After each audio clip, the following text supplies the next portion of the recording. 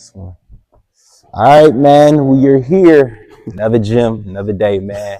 Here with the OG, Branden Joseph, man. Thank you for coming through, man. Oh, man. Here with another episode Pleasure, of Cut man. Talk, man. Beautiful campus. It's beautiful. I never seen it. I always rode past it. But to see what they doing here is dope, man. Hey, I appreciate you coming, man. Yeah. It's just, like I told you, we had some major renovations because we had some fundraising and what you standing here, where you standing at right now wasn't here last year. That's crazy. So it's just a whole nother dimension to a building worth a huge, man. We stand on some huge shoulders. Fuller, man. It still got that new smell to it. Yeah. On the outside. Yeah. But what I try to do with every guest, I try to read the resume. Okay. Do the proper introduction. Last episode was Troy. Troy had a resume front to back. Oh, yeah. So with you, my guy, the OG, man, I got to do you right, too. Okay. So, and if you need to add anything in, don't be afraid to stop me and be like, hey, bro, this too. Okay. So just let me know. So okay. we're going to start. So Powell Blue Knights alum. Oh, yeah. In terms of AAU, we starting from the beginning. Mm-hmm. And you said you did a stint with the Rebels, too? Yeah. Yep. So got you down for those. Started out at Mesmer 2 years. Yep. Then went to Bayview. Made it to state, but fell short. Oh, yeah. But we'll get it. Harsh memories. We'll get it up. That's still dope, man. City school making it to state. That's dope. For sure. Then did 2 years at Owens Community College. Yep. Did your thing there. Mm-hmm. Successful program. Ranked the whole time. Yep. You were there. National tournament in 2000, right? Yep. That's dope. In 2000. And then you went to Central State, Wilberforce, Ohio. HBCU. Salute to that, man. Yep. Then named to the All-Star game there too, the top 20 players. Yep. Man, this man put in work, man. And then this might be one of the high points, but I gotta talk about it now. Destiny High School boys basketball coach, y'all made it to state. Yep. Took home the gold ball, man. Salute to you. Oh, for sure. Then you was the coach of the year. Yep. Come on, man. Mm-hmm. Then went to Carmen, 2 conference championships, coach of the year twice. Yep. Come on, man. Come on, man. We ain't even done yet. Then we gonna get to his professional, you know what I'm saying, violence-free zone supervisor. Yep. Gym teacher. Yep. Dean of students. And the athletic director at Dr. Howard Collegiate Academy, Howard Fuller Collegiate Academy. Then we want to shout out the co-founder of J Crew, correct? Mm-hmm. Yep. Foundation, premiering mentoring services. Yep. And you an author, man. Yeah, man, that sums it up right there. Come on, man. Called The Book of 10. Yep. We're going to get into that too. Okay. So I try to do them right, get the whole resume, man. Just make sure he get his flowers correctly. So now we're going to start from the beginning. He said he can still shoot. So we're going to see it, man. He said he can still shoot. We're going to get some shots of him. Okay, come on, man. Rock, man. Come on. Rock. So I like to start from the beginning, like all the way beginning, man. We know you from Milwaukee. Yep. But tell us whereabouts, man. Give us the intro. Man, I'm from the 4100 block of Capitol. We're on 29th in Capitol right now. Yeah. So I'm off 17th in Capitol. Okay. 4100 block, man. Yeah. Went to a school called E.L. Phillip. Okay. E.L. Phillip, man. Yeah. Just back in the day, man, it puts you in a mind frame of an outside version of a Boys and Girls Club program. Okay. E.L. Phillip, like one of them things, like everybody in the neighborhood knew everybody, like in regards to like, I don't know if they still do this, but we had a rec department, you know, when they bring skates out there. Oh yeah. If I miss again, that's your shot too, man. Yeah, that's all good. About keep shooting, bro. For you. They had skates. I mean, it was just a community, man. Yeah. And I think that kind of started the stardom of individuals from that community, whether they were playing basketball or not. Yeah. Just to know that, you know, whatever they get done doing, they're going to give back in some time. Yeah, for sure. But that's essentially what it is, man. Any siblings? Yeah, I got 2 sisters, man. You know, people like my dad. Hey, shouts out to my dad, man. I don't believe in that stepsister, but my mom didn't have my 2 sisters. Okay, but they are my sisters. Okay, for Brittany sure. And Brianna. For sure. They're wonderful. They're wonderful to me and to the lives of my family, though, too. Where you fall in the lineup? You the oldest, youngest? I'm the oldest. Okay, so you OG then. So what makes it unique on my mom's side, I'm the oldest grandkid. Okay. And then on my dad's side, I'm the oldest grandkid. Okay. So I got. You the shit. Hey, man. Her parents. A lot of people say it's a lot of pressure, but man, all you got to do with the type of upbringing I had, man, it's like one of them things where you just blessed, man, because my parents set an amazing foundation of like go to school, all right, get grades, and just be of a high character. So it wasn't like it was like pressure, nothing like that. They kind of model it for me too. You know what I'm saying? So they model just being a good person. And shouts out to my mama and dad, because I think today, with me being the parent, hey man, I kind of see flashes of both of me and them. So in terms of the childhood active community, y'all together, man. In terms of sports, was you playing ball right away, or you was doing a little bit of everything? Man, I think ball came. I had an uncle. Right, I ain't had, he's still living. I don't know. You're probably aware from my uncle. My mom's brother is Louis Mickey Johnson. He coached the Swiss for some years. That's my uncle. And I remember as far back as going to, his basketball games when I was a kid. He won. He was on that streak at your old alma mater where they won like 63 in a row. So him and Greg Gouger, that was him. So I didn't go to the high school. I wasn't born yet for the high school, but he played at Duluth. I went to his basketball game. And then my pops, he put the ball in my hand. I remember my pops grew up off Hampton. And I remember when he put the ball in my hand, I'm shooting on this high Silver Spring. Silver Spring was the nearest playground to Hampton. I'm shooting on this court at Silver Spring, like, golly, it was times that it was kind of like excruciating of what he was putting me through, because he wanted me to have a left hand. So I'll be there for hours, just putting high layups off that high court, man. It was like, so when to answer your question, was the ball put in my hand? Yeah, it was at an early age. At what age did you like, man, I'm actually good at this, I'm starting to love this? What age did that come? I think I would say the age of 8 stands out. As I'm thinking, I told you earlier, we grew up in that playground that was like similar to a boys and girls program. As we were growing up in that playground, it was this one gentleman who approached me and a couple of my friends. And he had a military suit on. And he came to I was in the 4th grade, but it was a 5th grade practice he came to. And while at that practice, he said, hey, I want you guys to come play for my team. So we're looking at each other like, me, and shouts out to Luke Chapman, my best friend at the time. Shout out to Lou, man.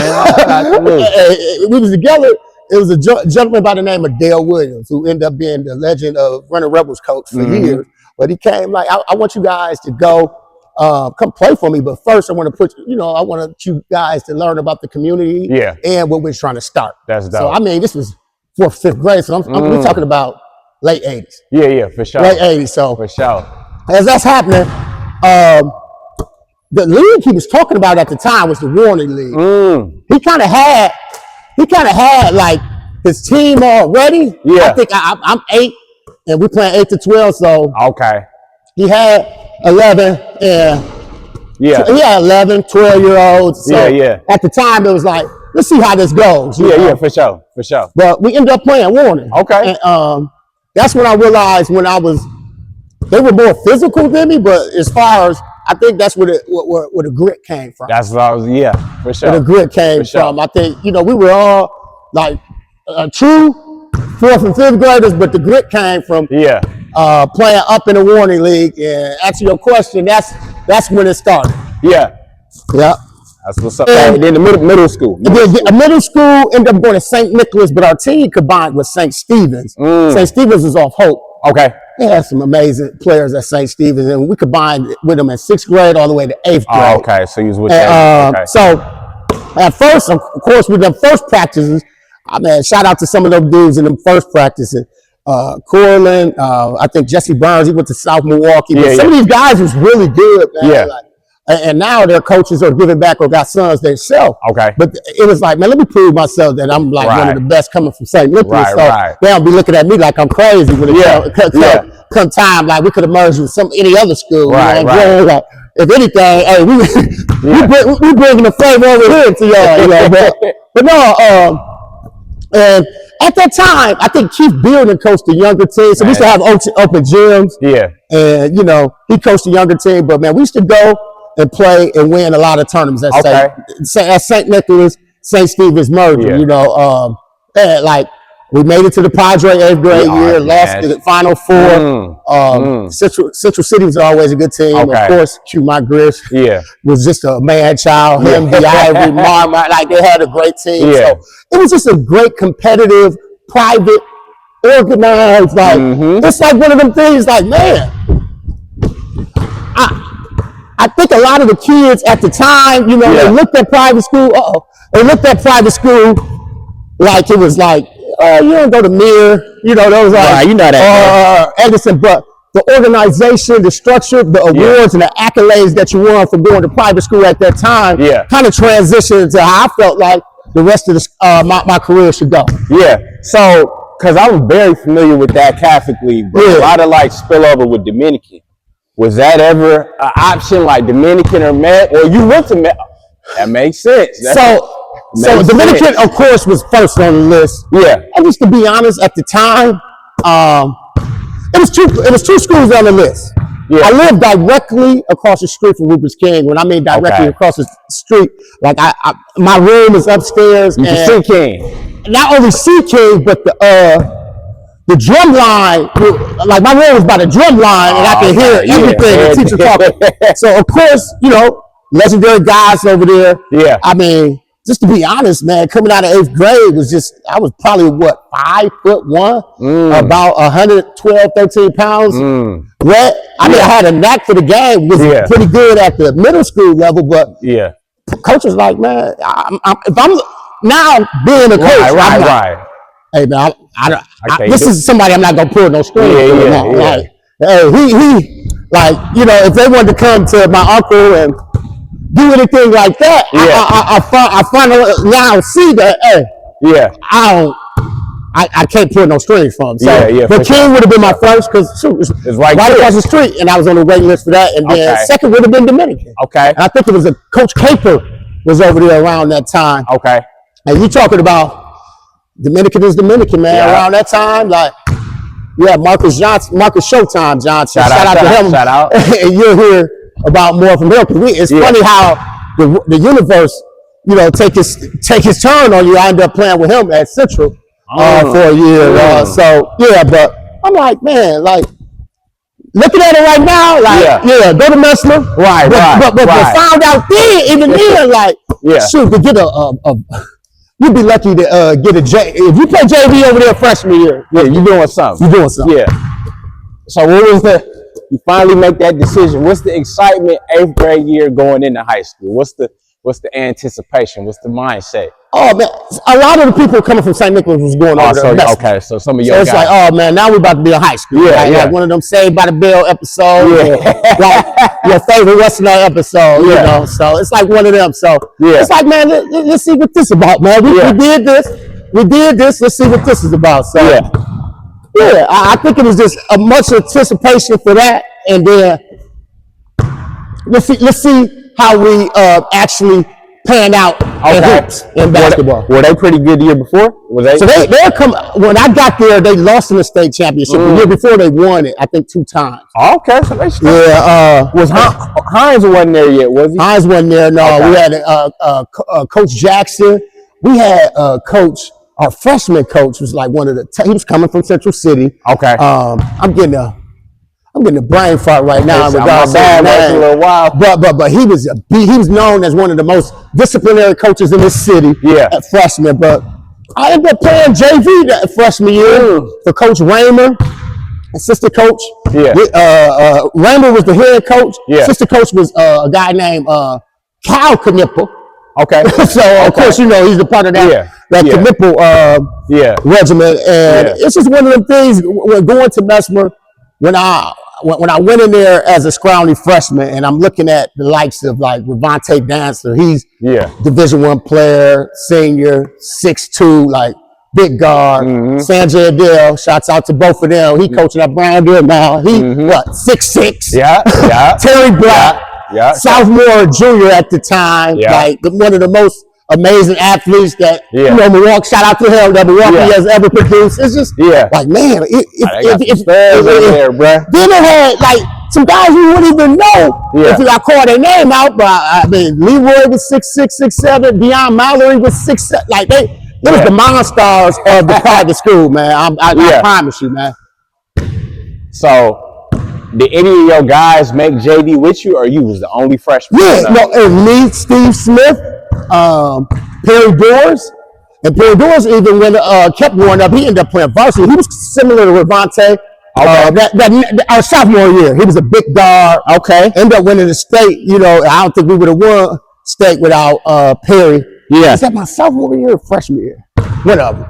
But I don't think we would have won state without him. But it was, man, I'm telling you, man, that Mesmer experience, really, I tell everybody to this day, and whoever watching this, no knock on my baby, I love, man, shoot, I bleed red and black, but I wish I would have stayed at Mesmer. Let me tell you why, though. Explain. Academically, man, they did not play, man.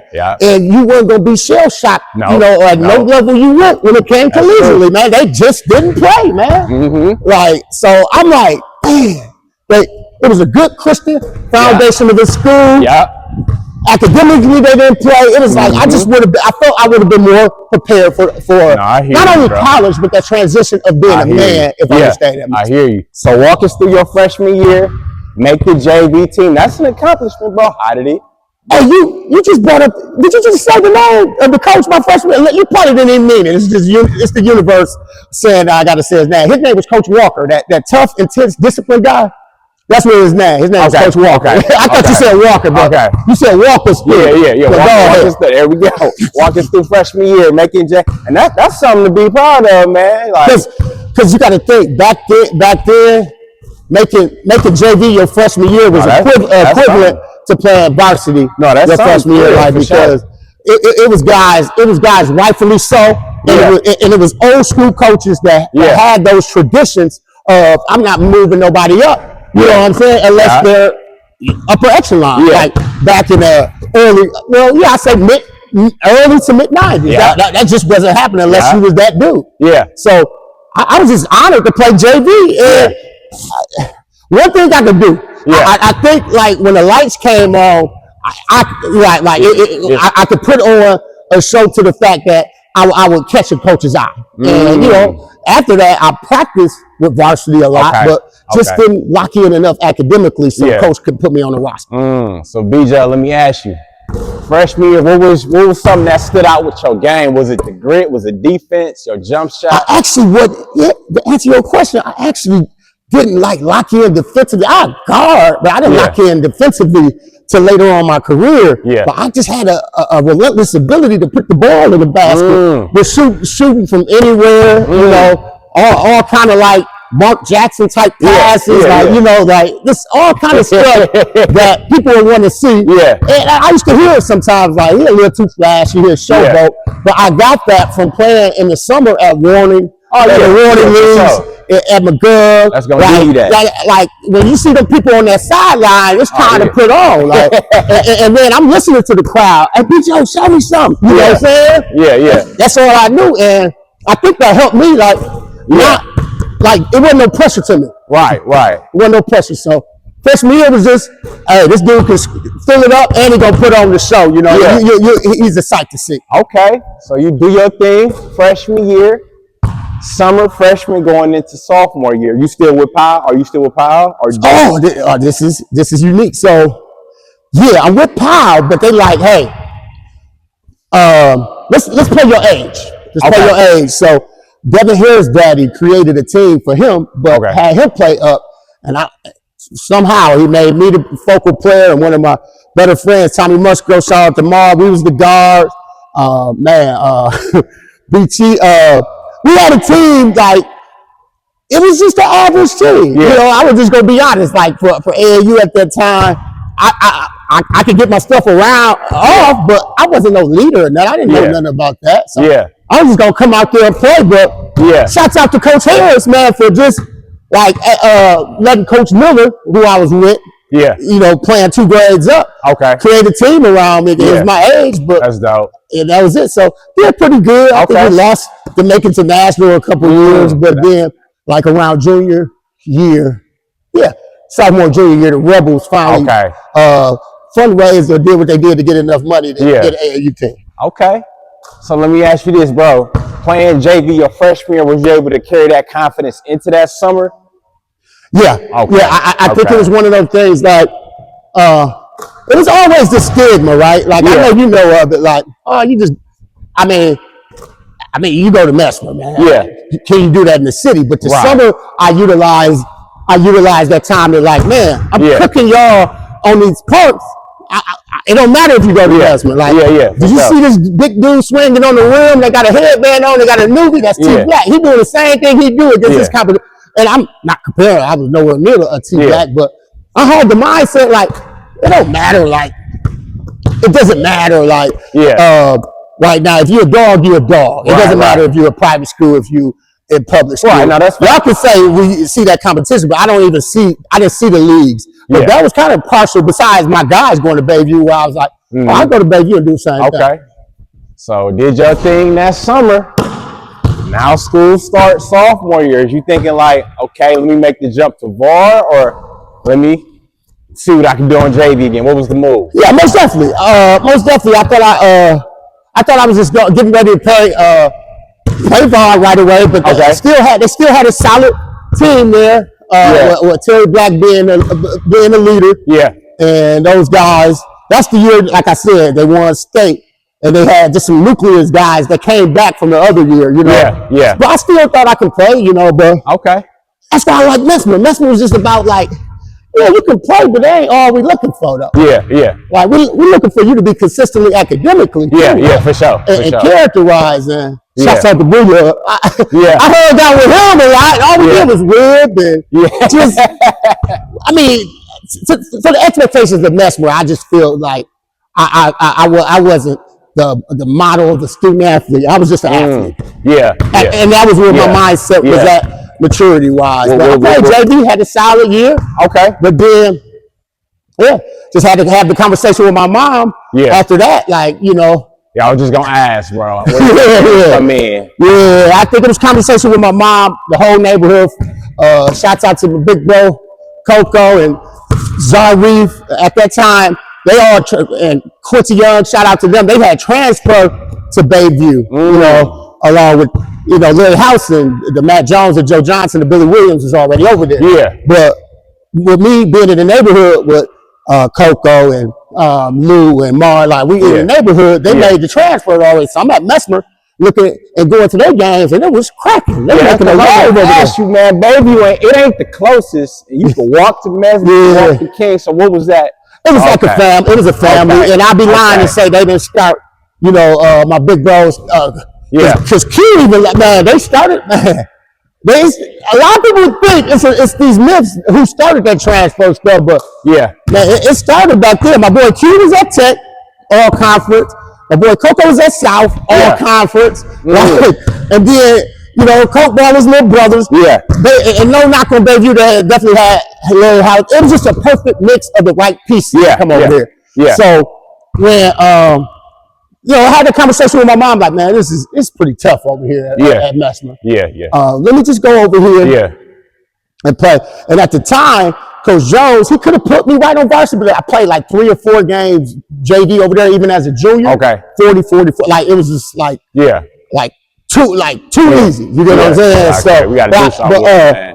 Played a couple, and then, you know, moved me up towards, right before the playoffs. It was a great experience, man. We actually thought we was gonna go in state. Shouts out to Jimmy Foster. He had other things planned. You know what I'm saying? Like, and because we beat Washington at Washington. That year, and coach just didn't have faith. I mean, Jones at the time, man. Jones, you know, he needed me for the future. But he didn't play me as much as he should have played me. Just due to the fact that, you know, just don't have faith in me like that. So I was patient, waiting my time over there, and just watched. You know, Lou and them had a year over me over there in that program, so I had to wait my time a little bit in Bayview too. And you know, so that 98-99 season was amazing, but that 97-98 season where I do feel, and others can chime in if he did, you know, because the reason why we lost, Jim Guys, man. Jim Guys put, shout out to, we lost to King. We beat Washington, lose to King. Jim Guys put a box of one on Lou. You know, just their playmaker. You know, Carlos Kabimba. I tell it, that on every podcast I go on. He came out from the start to the finish doing this, like, didn't let, you know. Lou didn't have a bad game, but it was really, nobody never did that to him. Right. And Jimmy Foster went off for a monster game. And I'm looking at the end of the bench like, and I vividly remember the assistant coaches like, put BJ in. We need him right now. You know, we need him right now. But you know, for some reason, you know, Jones. You know, and I know how I get, man. Jones didn't put me in, and we end up like we was a game away from state. King ended up going on losing, so he didn't put me in. And I said, hey. That's why we had a little mantra that next year, like, man, it's state or bust. BJ, let me ask you, what's the difference? So you playing at Mesmer, then you transfer to a city school. In terms of style of play and just that whole thing, what was the biggest difference going from the two schools? Extremely fast paced. It's more like, I mean, a city game when, you know, 9 times out of 10 you played against from rivals all the way down to like no knock. And this is far from a knock because Marshall is known for breeding guards. So anybody, you're going to get full court press. You know what I'm saying? So you going against somebody like the likes of shout out to my boy Tobias, one of the most freaking nature athletes even today at our age at 43, just amazing. You got to dribble the ball against him or one of my college teammates, Rodney Jones, who's a monster. Like, you got to dribble the ball against some like up the court. That right there builds a mentality that wasn't like that at Mesmer. At Mesmer, I hear you. You got Joey from Cedar. You know what I'm saying? You're like, man, you waving them away instead of doing this. Like, you know what I'm saying? So just that mindset of, man, what's the first thing you're thinking about? I'm about to get ripped. And Mark, my right hand to everybody. Like, I don't even remember no empty gyms that 98-99 season at Bayview. It was a show. It was one of the greatest tickets in town. We had high flyers, we had shooters, we had people like me who can make plays. And it was, so you didn't, right. I ain't about to get ripped. So to answer your question, that's one thing. It brought the grit and the toughness out of the game because you had to be able to handle all those in court adversity. Right. Let me ask you another question, because you said you had that grit and just that whole mindset already. Did you feel more like kind of at home at Bayview in terms of style of play? That's a great point. I felt more at home. No knock on, man. The Mesmer was an amazing experience. Wouldn't do it over, but you got to think when you're playing with your guys though that you play with in the summertime at the park, who you grew up with, who know where to catch you and just basically have that, you know what I'm saying, have that knack for knowing your strengths, weaknesses, and beyond in your game. Man, hey, man, that was a great feeling, man. So do your thing junior year. Y'all come up a little short. Shout out to guys, man. Summer, junior year, going into senior year. This your last summer for AAU.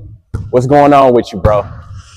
Junior year going into senior year, it was like, man, hey, I want to get better because my boys back home and the boys I'm playing with, you know, the few that go to school with me, we got to go, man. So it's like, we can't sit here and just act like I always say glorified field trip. Right. We got business to take care of. So, I mean, when we go here, we got to compete, make adjustments, and be able to, it wasn't even, I'm going to be honest with you, back then, it wasn't about even making a name for yourself in the tournament. It was about getting better. We just wanted to get better. Because I always tell everybody to this day, I mean, even playing college ball and playing throughout the country, it's no competition like Milwaukee competition. No, I hear you. It's different. I don't know. I don't think we're even biased with it. It's I hear you. So it's like, if we go out here and kill teams from Louisville, Missouri, and Dallas, Texas, and Utah, I go back home. Hey, that's gonna be a little bit easier. Because I know so and so know my weaknesses, know my strengths. So that summer, man, tore it up, man. Just tore it up. Ohio, Kentucky, tore it up. But like I said, still, and I wish I knew what I knew now. I would have gotten a weight room. But still, a 5'9", 5'10.5" combo dog at the score. I'm a dime a dozen. You can go to any speedway in the country if it was a basketball factory and go get one of me. So I just didn't allude to anything that was just, man, I wasn't athletic like that. I was fast, this and that. But us as a group, we got better. Yeah, for That's sure. it. For sure. So the season start, man. Y'all got expectations. The guys is ready, man. How did it start off, man, in terms of your senior year, bro? Oh, man. So it's funny. It's a senior year. It's a super senior year. I'll talk about both of them. But on paper, my senior year, and the super senior year wasn't because I just didn't, I thought. It was just really because I was young. Let's get this man, and we just did what we was about to do. So let's get this man, let's get him in front of the board. But I'll talk about that later. So senior year, man, I think we just locked in from the summer leagues. Like, I think we had to play over 50 high school games in the summer. That's good, though. That's good. Shouts out to Travis Dieter. That was our arch rival. Mine personally over the summer. And at this time, Lou, my main man, he went and paid for Marty. So he was like the ABCD camp, traveling with Reese Gaines and Marshall Williams and J. all them guys. So I was really the point at the time. So, and going to all these tournaments and winning and going to blue chip camp and making a name for herself and just happen to grow up. Because at the end of the day, you had more experience to me at the point guard. So that summer, between those high school games and going to some of the tournaments AAU-wide, I had to grow up, man. And growing up came with just being a winner. Like, man, at the end of the day, game might not be going my way. So-and-so, let so-and-so know that, hey, you might not get the ball at a rate that you get, but we're going to win this game. We're going to, so I think maturity helped. B. Joe, at this time, was college ever an idea? Was it ever a thought for you in terms of playing? Or you just, man, I'm just worried about finishing off this year and seeing where I go from here? So college was always a thought. Shouts out to the Running Rebels organization, man, Victor Barnett, Dale Williams, because I always tell anybody, wherever I'm at, a speaking engagement or anything, that they literally have a unique way of brainwashing us. Like, hey, you at college, you can go to college, and I want to let y'all know y'all will see why we emphasize in college in the future. Y'all might not understand it right now, why we're so big on it, but you're going to see why in the future, why we're so big on you going to college. But so that was just like no different than graduating from high school in regards to how our mindset was. We were gonna go to college. The incentive is that we could play ball and our mom and them not gonna have to come out their pocket. That's it. So we moving along. Moving along during the season, man. Speak on it, man. What's the record? What type of success y'all having? Y'all running through the city, man? Running through the city. I think we go 14-0. We go number 2 in the city conference. City conference, We go I think we go about. It was coming down. We beat Washington at home. We beat King in the nail biter. That's like one of my better games.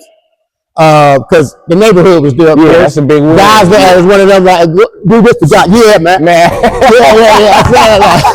How that feel, bro? Hey, it was good, man. Literally, the neighborhood was there. The neighborhood was there. It was like one of them things. And if you know me, man, I'm a man of integrity and I'm a man of just showing love. So you better get off with seeing my big homies in the crowd. Like, I got y'all. It's that time. So get off at King, man. It was good. But then we ran into this machine called Vincent High School. Woo! Man, when I mean, number 1 and 2 of the state at the time, Division I, the real Division I. And we got them at the crib. We love our chances. We love our chances, man. We came out a little flat. It was, who was their best player at that time? Marshall Williams. So for some reason, at that time, I guess I was like an up-and-coming defender. Because I drew his assignment as who the guard. So Coach Jones told me to guard Marshall. Yeah. And he actually looked at me and couldn't believe it at the time. You know, he like, hey man, you know, I get why Coach Jones did that because they wouldn't be used to it. You know what I'm saying? Put somebody fast that's gonna fight around the post. Yeah. Hey, the other guy, if I do fight around the post, Larry House got a 40-inch vertical. So, hey, we often wonder you try to lob that in, but and Deontay Moses too. So I get it, but man, it was two reasons why I feel like we came up short against on their team. We came up short against Vincent in that game. First reason was James Wright is a warrior, man. Shout out to James Wright. Like, man, Jay Wright is who he is to this day. You meet him, man, really intense. Yeah. One of those individuals that'll give you the shirt off their back, but just a warrior. I had the opportunity to play warning with and been on some teams with him. Okay. If Milwaukee as a city went to war right now, just war. You need him. Not even basketball. Jay Wright, come on, fam. You know what I'm saying? So that's him. And second reason, wasn't on the scout report. I think I tell him this every time I wasn't that. Ricky Davis, man. Ricky Davis came off the bench for Vincent, man. Lightning fast, could stop in on the dime. Yeah. If you was from the east side, you know him, but we were over here off Capitol where we at. We didn't know him. Yeah. And that was like my first time seeing he came off the bench. I think we put not one of our weaker defenders on us, but we just still ain't. Man, he just the city knew him after that game. Yeah. So those two guys, the enforcer, the play off the bench with Ricky Fred, we came up a little short. I think we lost by like 4 or 5. And then the next time we'll see him again, but the next time we'll only be able to see him again if we made it upstate, because I know they was going upstate, where they was coming from, for sure. So y'all make it upstate. Who was your first game upstate? Manitowoc. Now I remember this. Manitowoc. Okay. Kindly. They were a team, of course, out of Manitowoc, but they were huge. Yeah. I think they started. The shortest guy was like 6'1". Yeah. Then they went 6'5", 6'6", 6'8", like Justin Lettenberg and them, like size. Yeah. So of course, you know, on that big court, the strategy was get out there, and have some fun, and then spread them out and make them come guard you. Yeah. So we ended up getting past them. Okay. And that was when 3 games was played upstate till you get to the championship. Though. Yeah, I was gonna say Thursday. When did Thursday? Friday, Saturday. Thursday, Friday. Amazing. Thursday, the school see you. I mean Wednesday, the school see you off. Yeah. They wave until you. Then Thursday, the whole school come up there. I get the day off and stuff. And that's the other thing.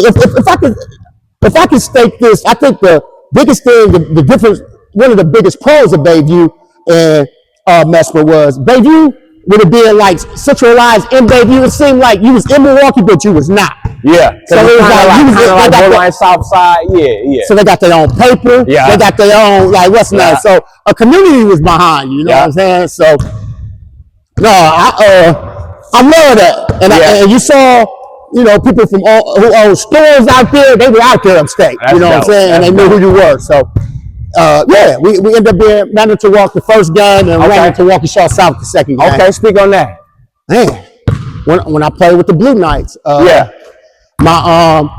one of the best players on there, Julian Schwartz, he was their best player. I think he scored every point except 5 or 6. And we was up in the 50s.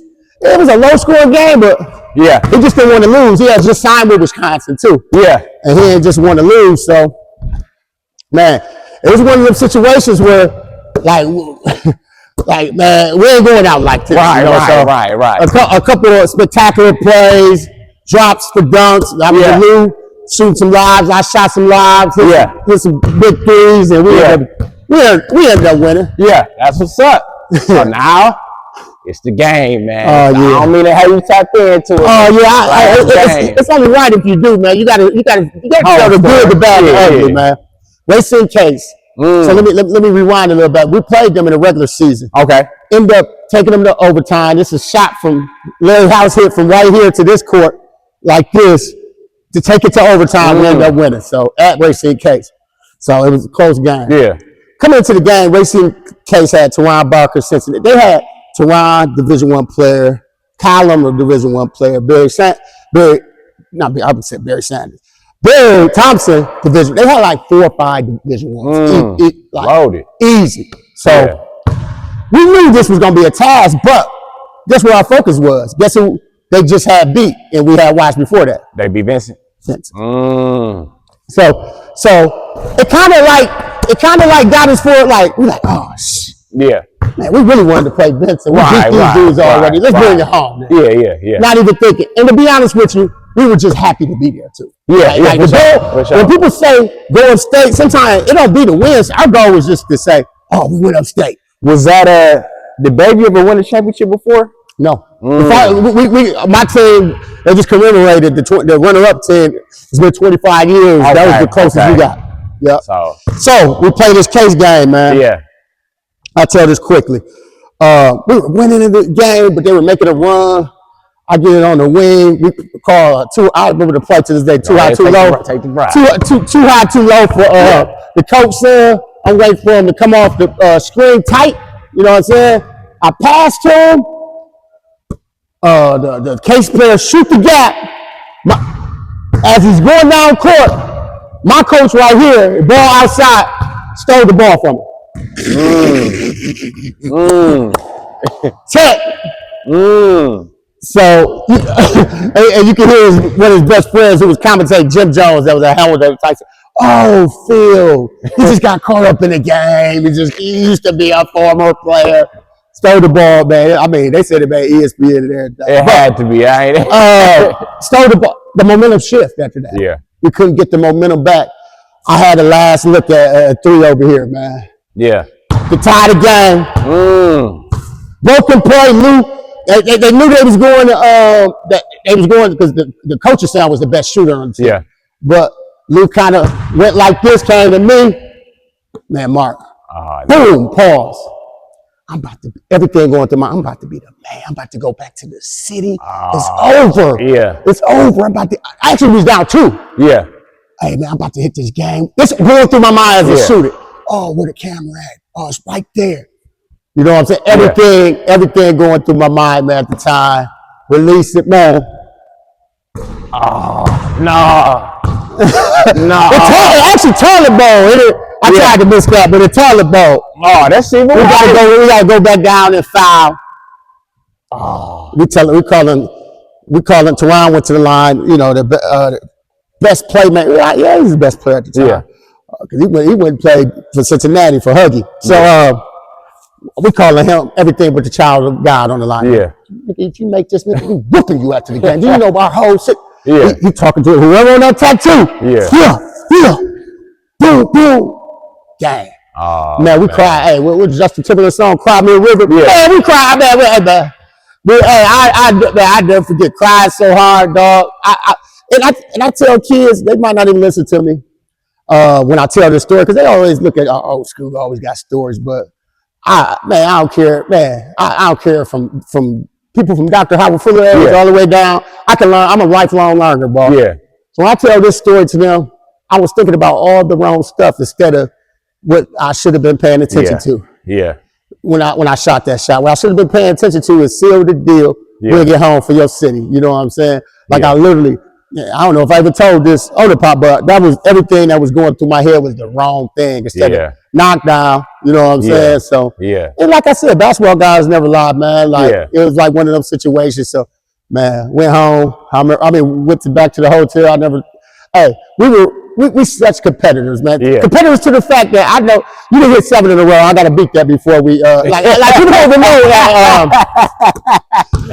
People don't even know that when I'm competing with, I'm competing. But make a long story short, we was like, man, we better than the Silvers, man. Yeah. I feel bad for it now. Did you keep it? Man, there was a river out there, man. You know that river, man. Me and my guy, we tossed that bug, man. Yeah, that's it. But man, the experience was amazing. It was a great way to captivate, representing your city, even though it came off in a run. But you know, we just at the time we thought we were so much better than second place. Yeah.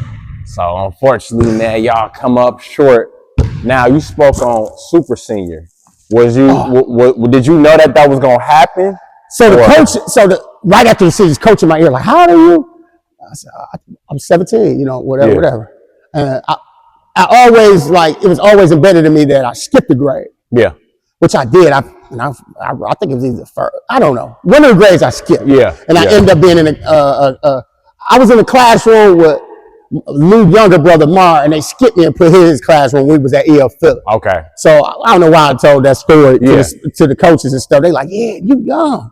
Oh, we're good because we got Moses coming back. Yeah. We had, may rest in peace, Eric Madison was on the team. We had people coming back. We had people coming back. They're like, we can be right back up here. Yeah. What we got? So my mom's got the story. I got the story. They're like, you trying to come back? I'm like, yeah. Okay. And we got to appeal. Okay. So we got to appeal. So that's rare like that. And when you go to the meetings, like when you go to the meetings, you got to appeal in front of a bunch of people that don't look like you. Yeah. Only one. So I was like, I gotta go. I was like, hold up. So I can't graduate this year. Yeah. So I gotta take outpost classes and it's like, yeah. But because your meeting is like in October or something. Yeah. So I go, me, mom, Boz, shout out to Boswell, drove me up there. We actually went, and my grandfather, who deceased right now, may rest in peace, man. Louis Johnson Sr. drove me up to Stevens Point. Yeah. So we had the case. All the way up. Oh, yeah, I'm saying. So I'm going to tell you. Hours, bro. And we all had this case that we had to state why, we had to state a strong case of why I needed an extra year and how it was going to motivate me to not only do good, but do good in life. And, people did it all the time. But, of course, they denied it. They denied it. They based it upon it was only sports-related things that we stated. And they shut me down. Willie Drew was the only person at the time, a black man, that said, when they was like, all in favor. And it was all denies except one Western. And I kind of knew it was coming, but it was just a false sense of denial for me as a 17-year-old boy. Like, man, I wish I would have had a backup plan. So I immediately got in contact with this guy named Kaveen Shabbat out of Racine, who basically was like a Terrence Breler is right now, how he find colleges, especially junior colleges for local players. And he came to my house and was like, man, send me that upstate game tape. I saw you when you was playing up there. There was some good highlights, this and that. I know a team that needs you right now because their point guard just was ineligible. And it was Owens.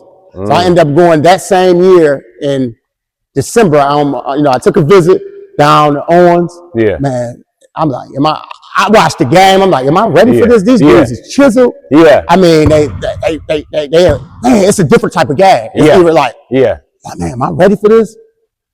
So I took the visit. They fly me. Coach picked me up. Man, I didn't sit in the bleachers to watch the game at the whole Coliseum. I'm right on the bench as a recruit. No. They like the best player, Joe Shepard. I never forget. Like, sit right there. Come sit right there, man. I got my little Avex coat on, man. My tails. I'm like, man, these guys showing me love, man. Feeling, man. Loved it. I was like, I really don't need to go. At the time, they was number 2 in the nation. Okay. I'm like, man. My mom was like, what you want to do? I'm like, let's go. Yeah, for sure. So I leave out like after a month or two after the Stevens Point, then now I play college ball. Okay. So that's how I ended up at Owens. Okay. So now you're on a whole nother level, bro. You're on a college level, man. Speak on the freshman year. What's going on with you? It was intimidating at first. Yeah. My body wasn't ready. For sure. I wasn't really mentally prepared with what all it takes to be a student athlete. That's why I allude to the Mesmer stuff. Yeah. You got to do this first. Balance out your independency. I never been away from home at 17. You know what I'm saying? That was your first time. Yeah, I never been away. Besides and stuff like that, but and trips. But dude, here you go. You're in college now. You got to wash your own clothes. You got to do everything yourself. Balance out your day. Was you in a dorm or you was in an apartment? Apartments out there.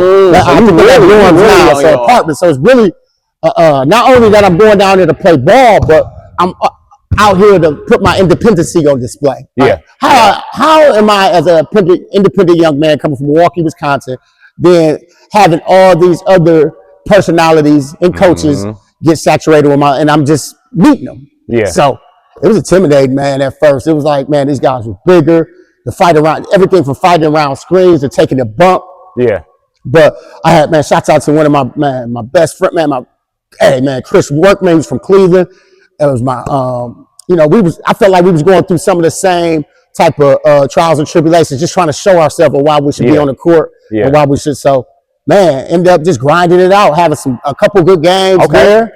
And then we won the regional. Mott got some ballers. Flint, Michigan. Yeah. They got some dudes like us, man. They coming with that swag.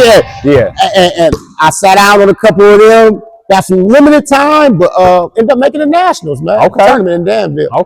So at this time, you got to think, it was like one of them things like, you go from the state tournament to the national tournament within 2 years. So I'm like, oh, man. Like, I'm sitting here like, shoot, I can't lose. And this is after like a plethora of championships as I was a youth. Like, national I went to the nationals from AAU. Like, I'm like, man, I'm destined to do this. I take that same type of swagger and demeanor. Point guard got, and by the way, that Owens team we had a legit 71s too. And the point guard went to Coastal Carolina. He had got foul trouble the first, so I get thrown right into the mix in the nationals. I'm fresh off a state championship loss, so I did okay, man. You know what I'm saying? It just was just solid out there. Scored a couple times. Got a plethora of assists, and that was pretty much it, man. We ended up we got third place there. That's solid. So, man, have a good freshman year, man. Was able to adjust, have an impact. Now, sophomore year. So, sophomore year. Last year there, man, what's going on with you? So really, sophomore year, I actually didn't play. Immature, wasn't ready, didn't get the grades to be eligible for my sophomore year. So I just stayed. I was too prideful to come home. Did they redshirt you at all, or basically like, hey, you got to get this stuff together. We'll keep an eye out. So I just worked out relentlessly. Got my body together. Just was at Owens Community College for a year, just with no basketball. I go to the game. You know, I go get you a girl. But you got your routine going though. You know what I'm saying? So it wasn't nothing that I was like too afraid of. But it was like one of them things like I'm still away from home. I still got some growing up to do. You know what I'm saying? So around that year though, around that same time, I want to say like right after the season in April. The assistant and the head coach, you working out, so they want to see you in the gym or whatever, and open gym. So they like, man, we want you to be our point next year. You know what I'm saying? Like, so I come back up really, sophomore year basketball wise. And man, just came back bigger, more mature. Like one of the things was I was really hungrier, you know what I'm saying? Because I took that year off to be able to reflect, you know what I'm saying? And that was it, man. It was amazing. Sophomore year was a good experience. We fell short. We lost in the regionals that year, but we lost in the regionals. But it was a good time though. Had a good year though. Oh yeah, most definitely. Good year for JUCO. So now you have a good year. Now, is it colleges calling for you, or are you thinking like, okay, what's next? So they coming to, because I had some, even that year after, it was some guys, recruiting guys on that team, especially at the Division I level. I remember Hampton coming saying, like, we'll keep him, but shoot, he sat out a year, right? Because we're looking for a scoring guard, but we want him. But I can't really promise him anything like we could promise when we get ready to promise his guys. So this and that. So then I wasn't even on the docket to go to this one little combine that was at. My guy was up there. He didn't play at. Shout out to James Scott. He didn't play at Owens, but he was a key factor of that. Just keeping his skills sharp, and whatever his time comes, it comes. He told me he was going to this camp. At Central State. I'm like, okay, I'll ride down the road. I'll ride with you. You know what I'm saying? So I go and ride down on there and end up participating, playing in the camp, man. At this time, it was like, I actually wanted to go to Parkside. That wouldn't have been a bad look. Parkside was going to take me, but ended up going down to camp, playing in a few games, playing against one of the better individuals that was that Central State was recruiting at the time. Of course, they was there along with other schools. And I guess I did a amazing job defensively on them. And this is like my second game in the combine. You're supposed to play like dang near like 6 or 7 games. Doug Lewis, assistant coach at Central at the same time, head coach of Milwaukee King right now. Shout out, yeah. Shout out to him. Came and grabbed me, introduced me to the head coach right at the combine. Okay. I'm like, man, I got to play some more games. He's like, man, don't worry about them games, man. Let's take you on a tour. You know what I'm saying? So I toured the campus. Oh, that's nice, Ron and Rodney.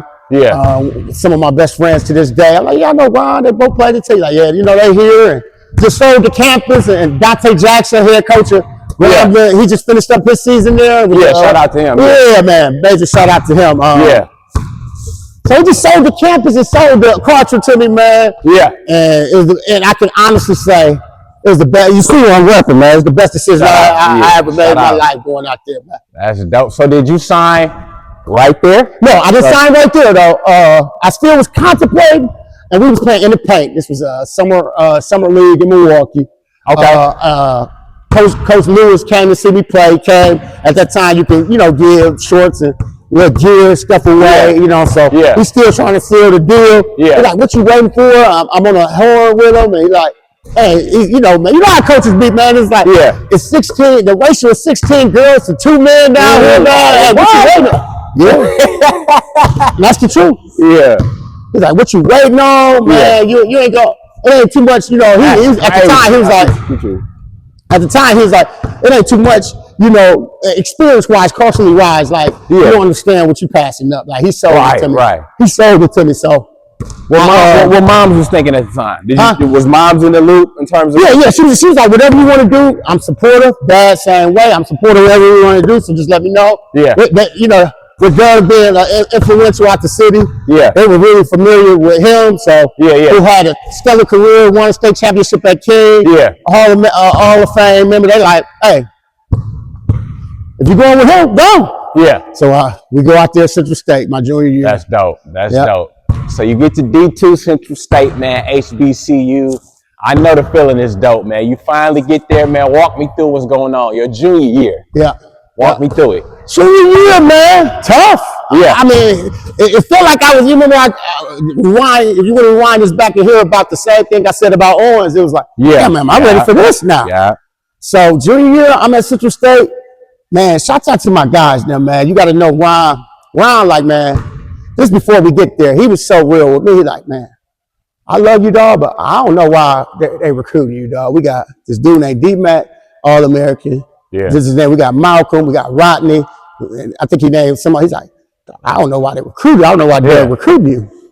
So initially, I was on team around, like, going up and down the court with him and running tracks. And people, like the track team used to see us running track and be like, damn. Yeah. Like that, because Coach Grant was brothers to Gary Grant, and Gary Grant played for Michigan. So they had the University of Michigan type of conditioning format. And I couldn't make none of them times and stuff like that. So I'm like, man, Lion might be right. Because we'll go from conditioning or weights conditioning, then go and play open gym. If you didn't make it up and down in open gym, then. Yeah. So I was like, man, I ain't ready for this, man. Like, and that mindset kind of transitioned into the game, man. It was like, man, you got all these fast-ass guards. I got to guard every practice, this and that. Like, man, I got to find my niche. You know what I'm saying? It was like, I got to find my niche. Yeah. And eventually, like, I would say, we had dropped a couple games. Yeah. And Coach Lewis, he was an assistant at the time. He recommended, because I remember me and Rodney, if you know Rodney, he 5'6", 5'7", with 3 pair of socks on. And then we had another guy that was 6'2". Coach Lewis made the recommendation, because me and Rodney used to go back to the door. I'm like, they need to just play us both, though. Right. After the book. Right. And Coach Lewis, I don't know if he heard us in our dorm or not, but he didn't. But, I'm just saying that. But he's like, made the recommendation, like, we need to start B-Joe and just see how it go. End up starting, I think we ran like 12 straight off. And we had to be the littlest backcourt in the country. Don't even matter, bro. For confidence. What did that do for confidence, Grit came out, confidence. I can get to the cup on anybody. I might not have a bag like, like a Kyrie Irving or like that. I can get to the cup pretty much on anybody, and I'm guard anybody from 6'5" to my height. Easy. So, and then I see in the paint. So, that's how we won. Not solely how we won, but we started getting gelling. Yeah. We started defending. We adjusted that. We run like 11, 12 straight. And I found myself from thinking about like, damn, why did he get me? And I'm behind all these guards, starting and keeping my starting spot for the rest of my career.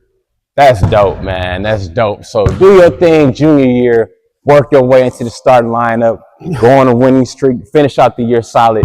Yep. Senior year, it's the last hurrah, bro. Senior year, man. Man. Senior year. The culture took a bite in my ass, man. When I mean the culture is one of them like, man, you at an HBCU, man. Yeah. You partying. Like, you doing things that people would probably do on a normal basis at an HBCU. So it's like, you hooping, but you're trying to juggle all this, so you're not maximizing your fullest ability to be great. Like you want to be a part of the culture, but you also want to be able. You can't. I realized after just reflecting on it, ain't no way you can do both. So I would call that senior year above mediocre. You know what I'm saying? Like just doing things like, for example, like. I never forget,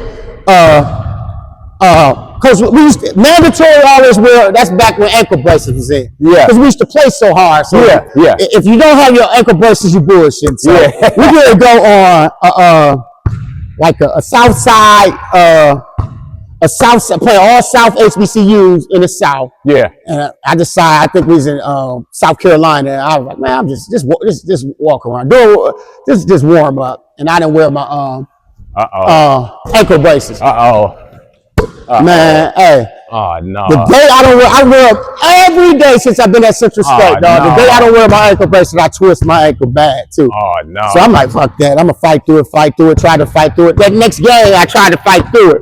That day I tried to fight through it. We ended up playing Cleveland State. Okay. And I'm jogging around. I'm like, I think I'm good. I'm telling the trainer, I think I'm good. And coach asked the trainer, he ready? Like, yeah. So they're like, all right. I didn't know who he was at this time. Yeah. You got Norris Cole. Hey, he just told me, you know, this full out scout report of what he could do. Yeah. I'm like, all right, man, we'll see. You know what I'm saying? I'm gonna go out there and try it out. Man, when I tell you, Mark, man, I go out there. I thought I was good because I scored the first few points on Cleveland, but it was sore as hell. So I'm just not thinking about it. Trying not to think about it. Man, that nigga. They must have made a play. Norris got this high off the ground. Bam! I'm like, damn. Next time down, I guess they saw me limping. Stagger screen. I'm trying to get over it. He sidestepped. Bam! I'm like, oh shit. Yeah. Coach! And next thing you know, I think a year or 2 years later, Miami Heat. You know what I'm saying? So it was one of them situations where I like I said, some simplistic man, where are your ankle braces, boss? Yeah. And didn't take that serious because it's just too embedded and wasn't locked in like that. Yeah, I hear you. So senior season in, didn't go exactly how you wanted it, but like I said, that's still an honor to get a scholarship, go to the D2 level. Oh yeah, most definitely. Do your thing at the HBCU Central State. Yeah. So before we sit down, man, give me a reflection on your b-ball career on the court, man. If you could, you sum it up. Man, I would say that I overachieved. You know what I'm saying? I think I overachieved based upon when you the physical eye. Yeah. Like you would say, like, oh man, I'm about to run that dude.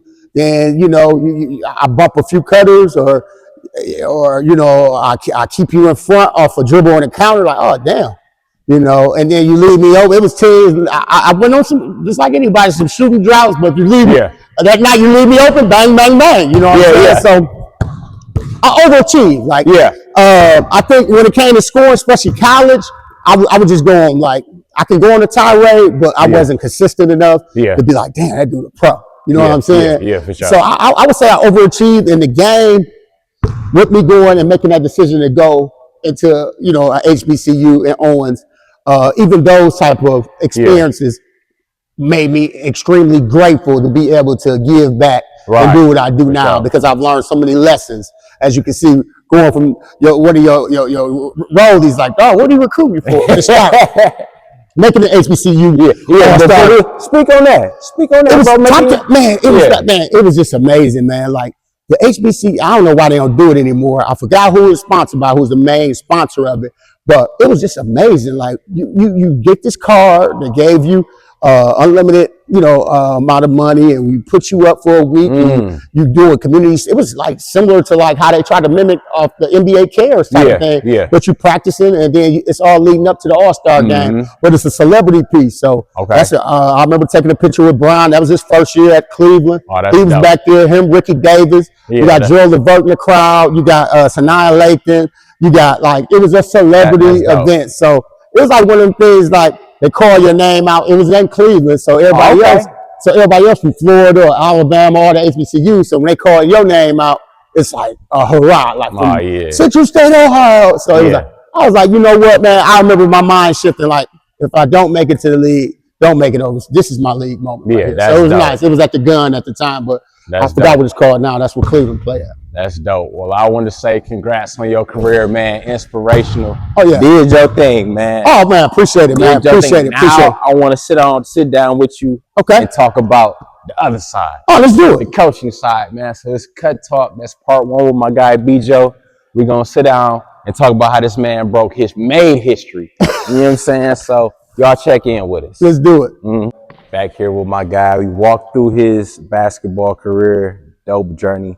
Like I said, salute to him again, just for the grit, making it through, even when he didn't think he was going to be able to make it. But that's dope, and that just encompasses Milwaukee, being able to do what he did. But then after he finished playing, he was able to make that transition into coaching. So walk us through the moment where you said, "I'm gonna get this a try," and then what was the first job, and just take us through that, bro. Yeah, man.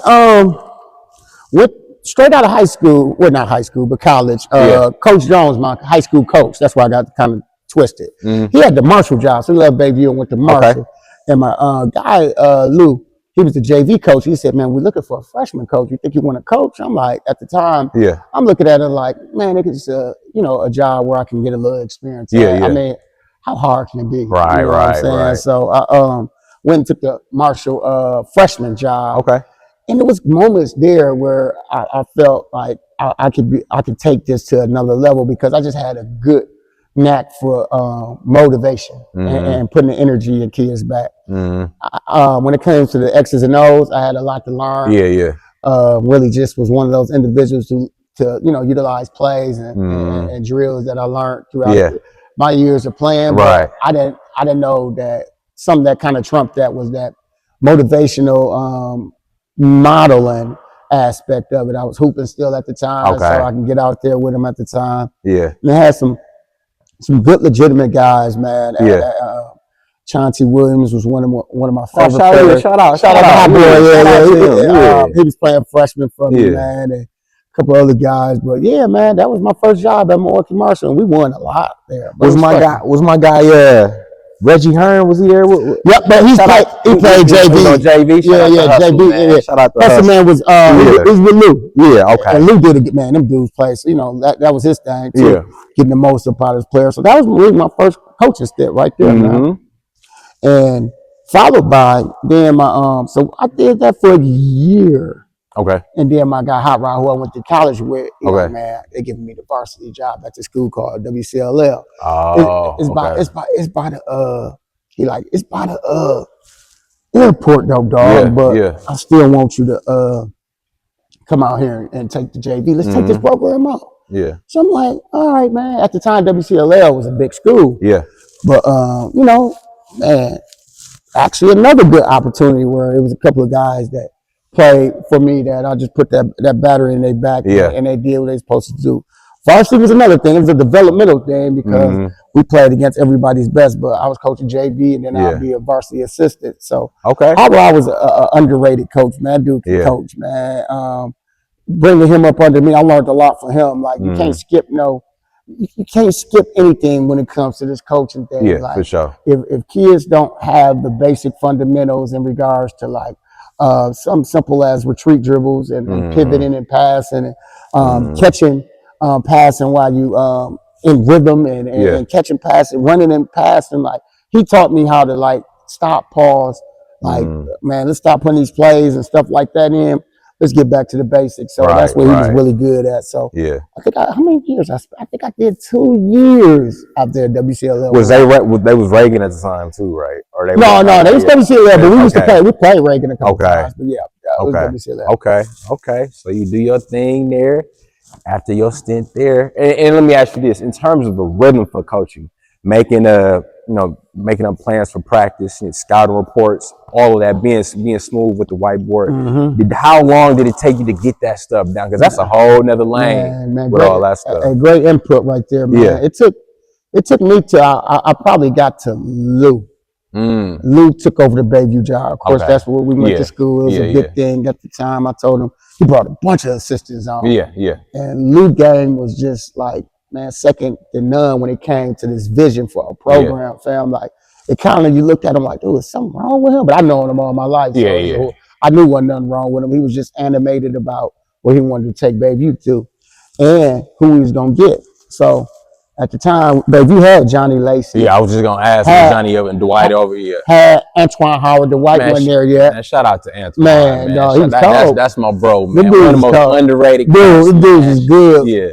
But us being rebels, we was bringing the little rebels up. Oh, yeah. So that's when we got E. Cook to come over there, Haki to come over there, Charlie to come over there, and Darnell to come over and intertwine it with.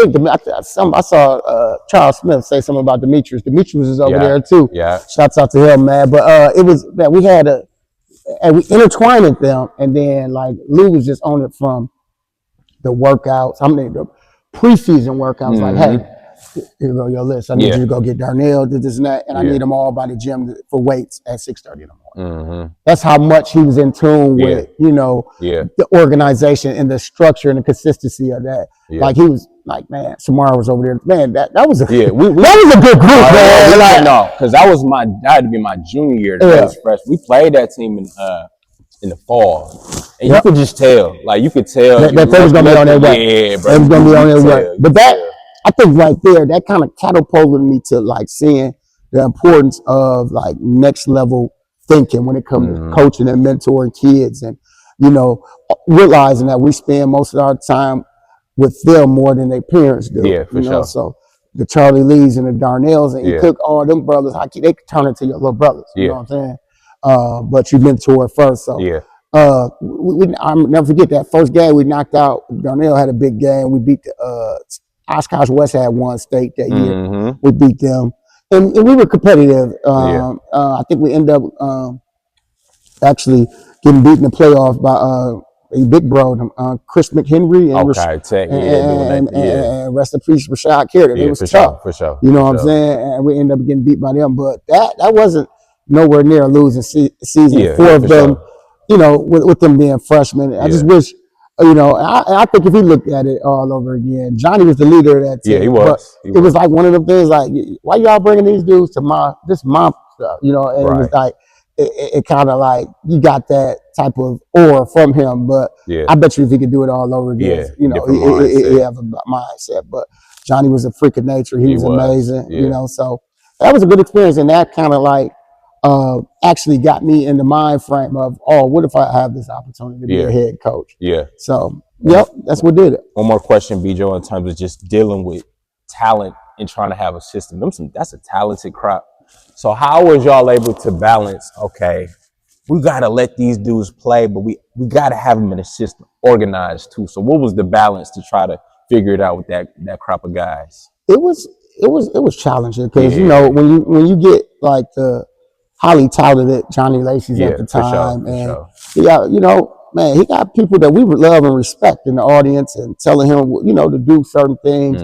And it's always that healthy medium that you got to meet, and knowing that we're not telling them nothing that different than what you're telling them. So we just hope that, it's not going against the grain where this kid is going to have a tug of war battle for the worst. You know what I'm saying? So it's shot like Charlie, man. We know they were all, that was like, one of the premier AAU teams. Oh, yeah, you know what I'm saying? With him, he picking them like, man. So it was, getting them to, convert their talent and skill level into like more of the controlling possessions.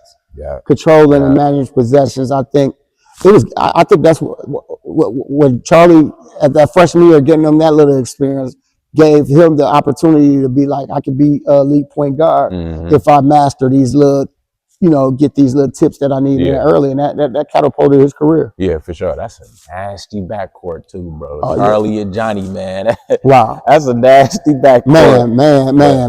Man. Shout out to them, man. Yeah, for sure.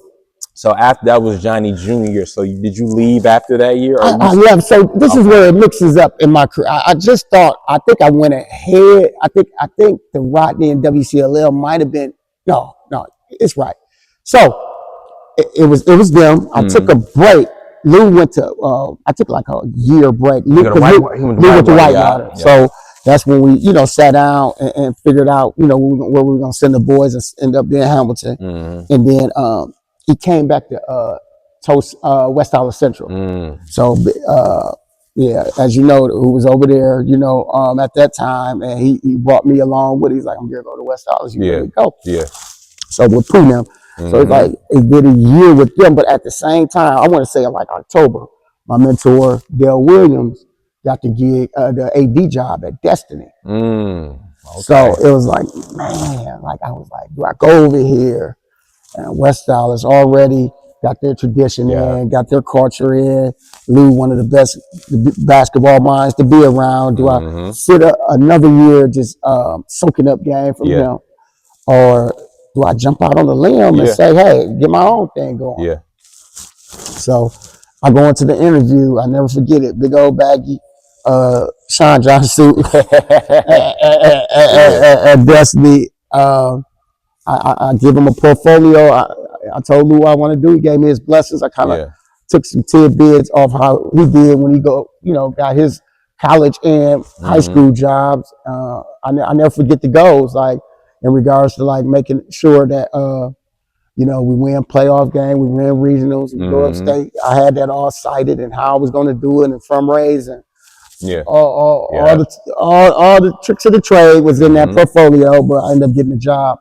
Now that I later on know that I was going to get some heavy hitters, Freddie Riley. For sure. I was going to get some heavy hitters. So Coach Dale Williams saw something I didn't see in myself at the time. He saw that, hey, you got what it takes to be a head coach. So I took the job at Destiny. So was Brian gone? Brian, that was probably a year after. Yeah. Okay. Yeah. Brian left. So, I think that. Yeah. I wish I would have had Brian. Yeah, man. Shout out to Brian. Shout out to bro, man. Shout out to Brooks, man. They do a good job, man. Just a pure example of perseverance, man. Like just a dog. Yeah.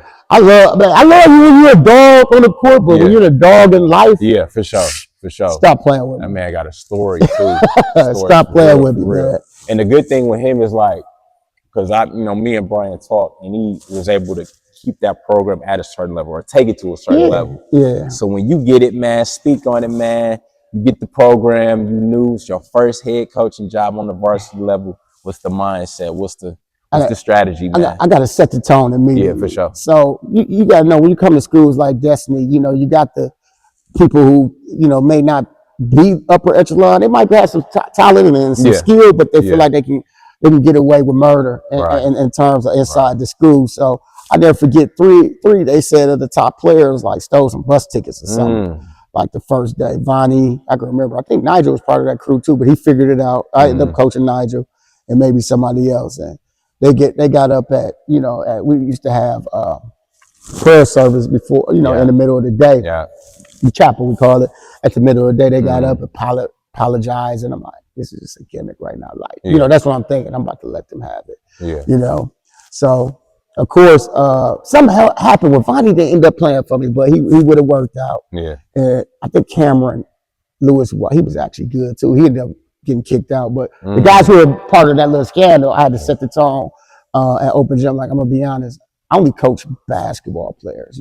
It's a fine line between being a basketball player and, I just said it, a thug. I don't coach thugs. That's real. Like, if you're trying to thug, hey, I'm not judging you, but go thug. But I'm not Gary to sit here and waste my time with you trying to do for both. sure. Shout out to Tommy Dixon. That was my favorite saying for him when he came up. But make a long story short, set the tone right away. Then get them individuals a part of the game. Get my homework on who can do what.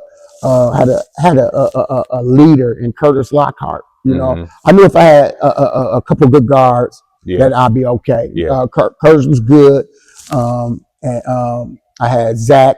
He was good, but he was in and out, Yeah. towing the line, and it was Nigel. Okay. 3 good guards. I said, we're going to sweat something. Told my Mm-hmm. coach Bill that, well, actually, was Bill with me then? I think he was.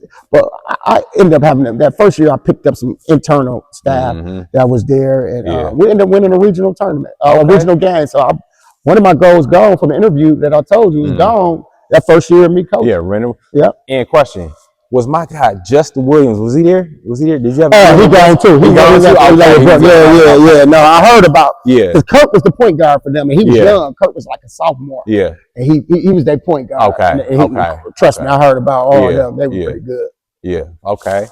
So that first year, you set the tone. You established something, which is important as a coach. So speak on just what was going on that first year. You know how you was doing with the team. Yeah, man. I think, man, at the time, I had a few sets. Defensively, I was a wizard, so I know how to talk you out of a rotation For sure. and to move on a flight of a ball. But offensively, in possessions, I think I had some growing to do in terms of managing the game, making adjustments, calling timeouts at the right time. I had some growing to do in terms of that, and just having a continuity. Or I was just calling sets. Sets. I don't think I even had a secondary break. I mean, if they had it, they was just doing it now. Right. So I didn't have, like, not saying I didn't have the knowledge, I just didn't take the time to put that stuff in. But one thing I knew that the boys would run through a wall for me. So I knew for sure. A guy named Kerry Branden, he had transferred from Vincent that like last year we had to wait the calendar year. But I said, if we get him by playoffs, we're going to win some playoffs games. Yeah. And we ended up getting him. He was, the time span went when we got him. And he was like one of them ones. He can finish. He's a left-hand crafty dude. He can dunk.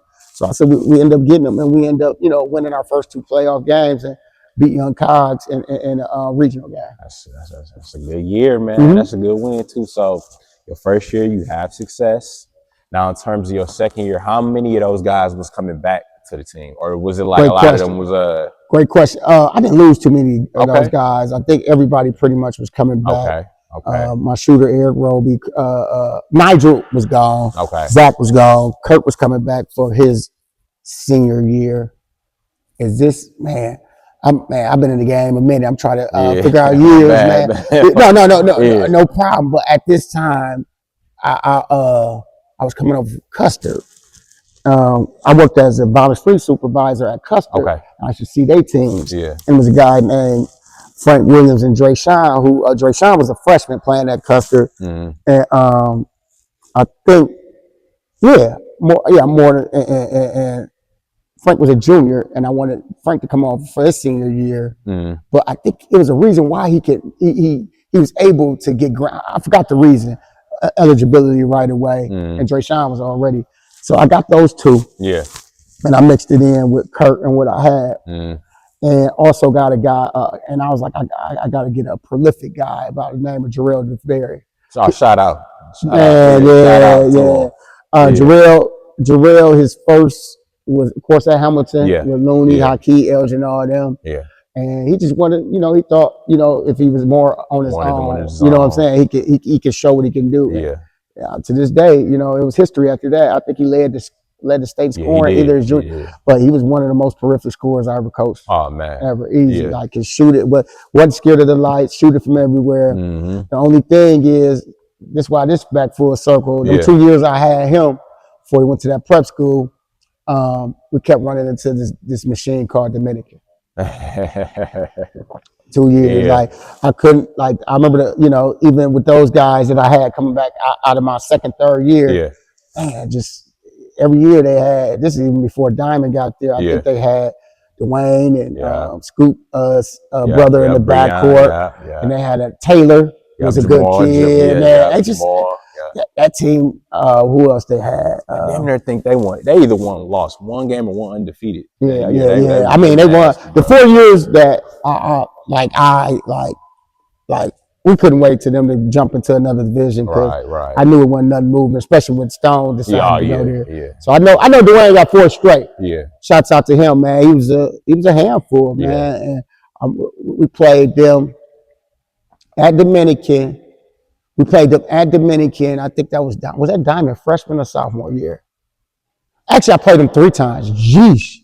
I played 1 year at Dominican with just him and Jarrell. I think I had Kurt.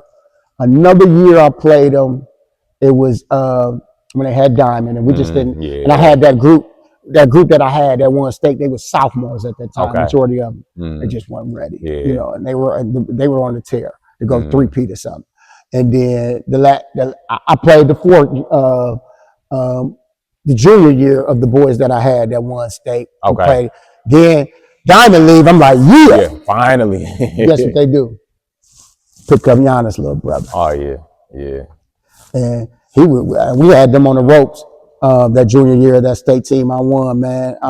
We had them on the ropes, Mark, out in Walkie Shaw South. I think the game was up 1 or 2. Is that game he hit the game? Is that the game he hit the game winner? No, man. Giannis came. Sat up under the rim and said, let's go. Yeah. Man, I ain't never seen.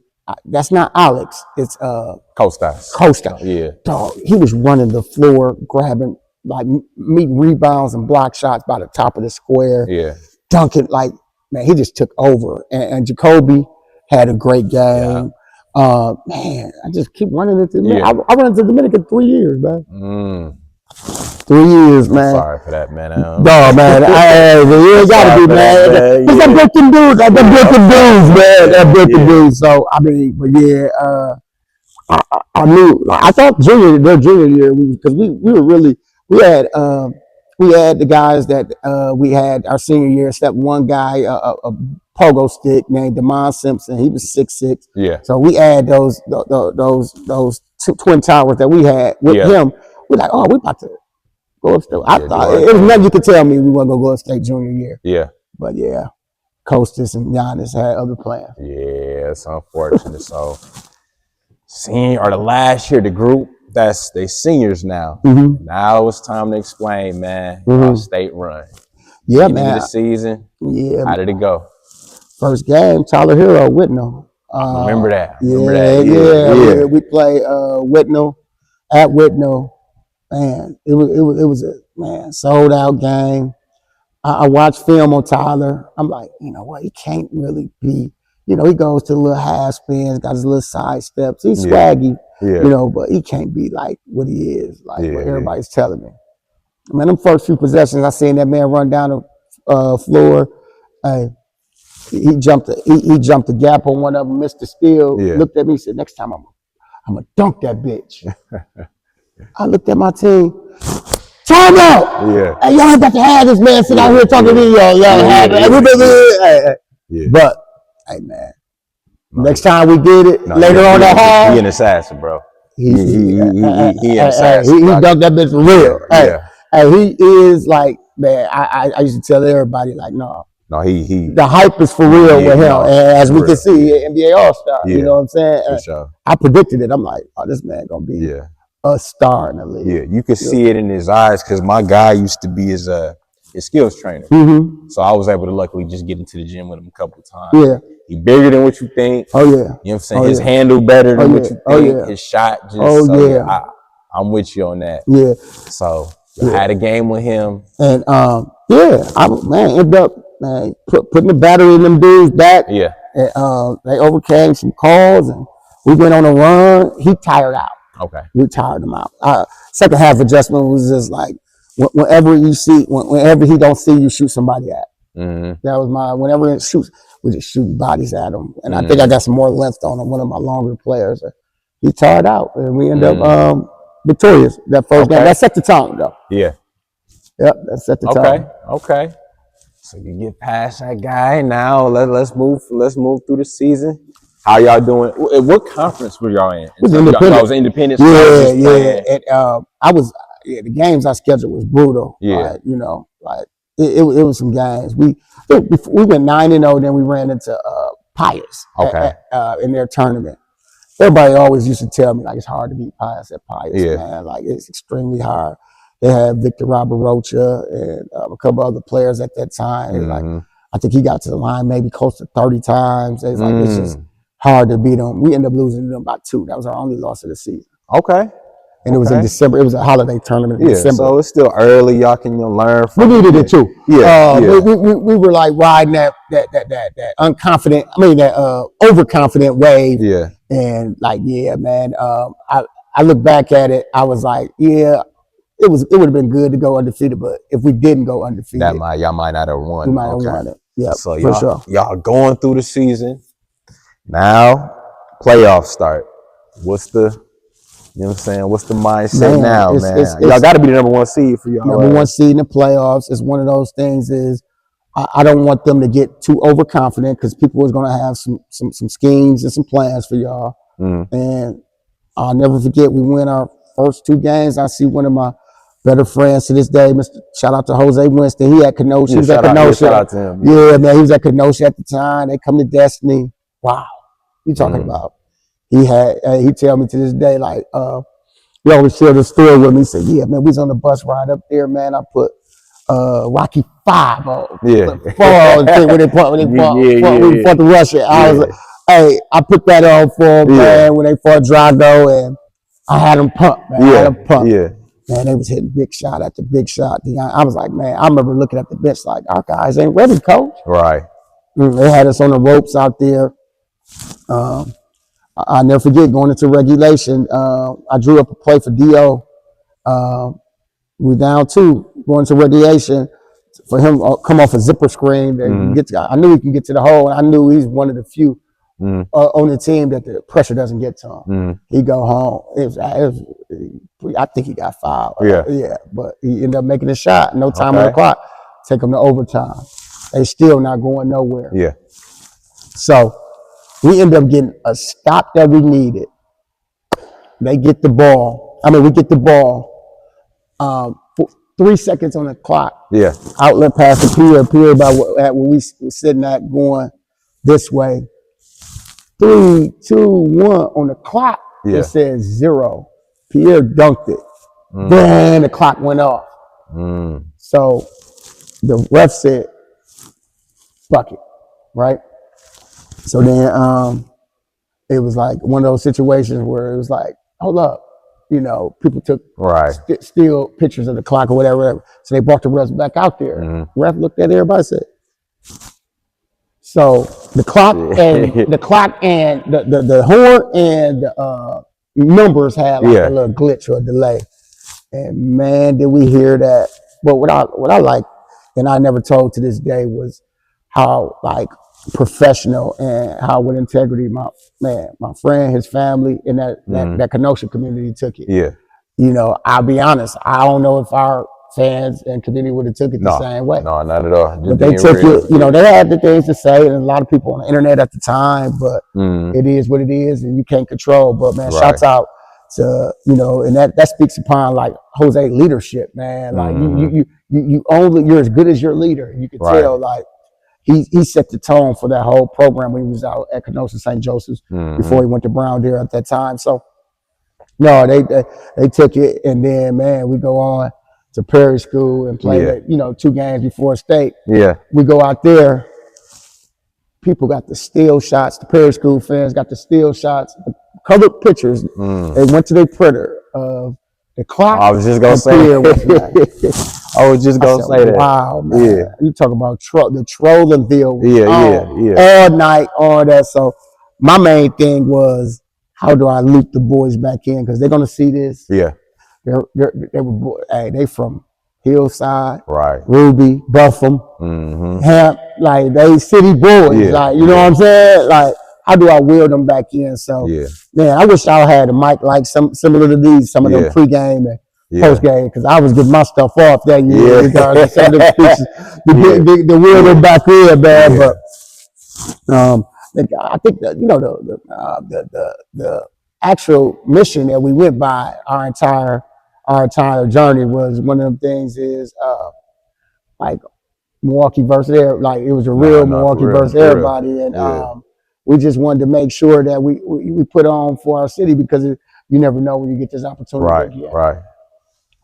So we ended up being Perry School. That was J.C. Butler. I was going to say, yeah. Man, I forgot the name of the team we beat at. I thought Howard's Grove. We beat Howard's Grove. Okay. had Brown there to make it clinch just our first stage appearance. Okay. So what's the feeling, man? What's the excitement? Y'all put in all this work. Man, you it's did it. Paying off. Now y'all get to go to Madison, man. Man, you did it, but it's not over yet. That's all. For sure. It's just the job ain't done For yet. sure. You hear it from the community. They heard it from the coaching staff. Yeah. It's like, hey, y'all did it, but it's not over yet. So I just really try to keep that at the top of the boys' brains, their emails, the cell phone messages, the group chats, everything. Yeah. It ain't over yet because I don't want to go back to 99.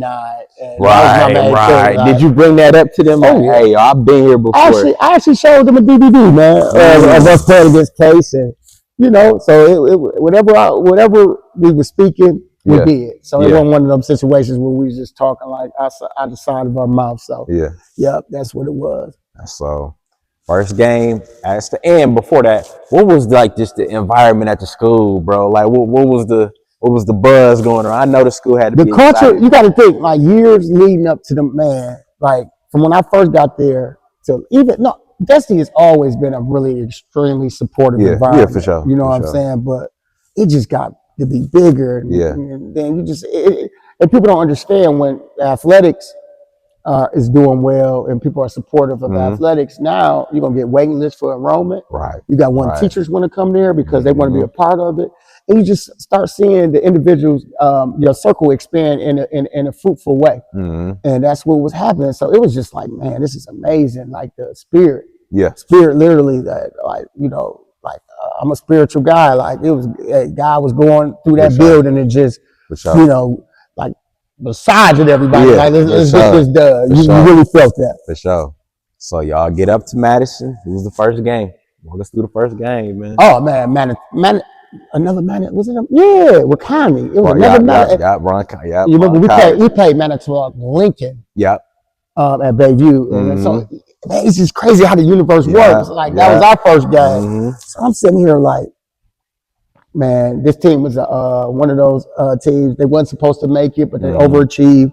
They make it. They had some players. You couldn't take them lightly, you know. And I knew our boys on that big stage. Like it's gonna be some jitters out there. Yeah.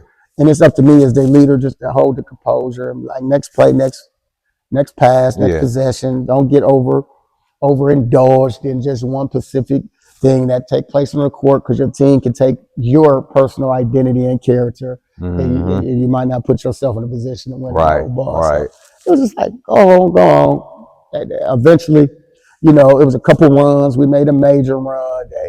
Kind of like got the opportunity to, in the second half to get the others in so they can touch the floor. And we ended up winning. That's what's up. Yep. So get through Ron Colley.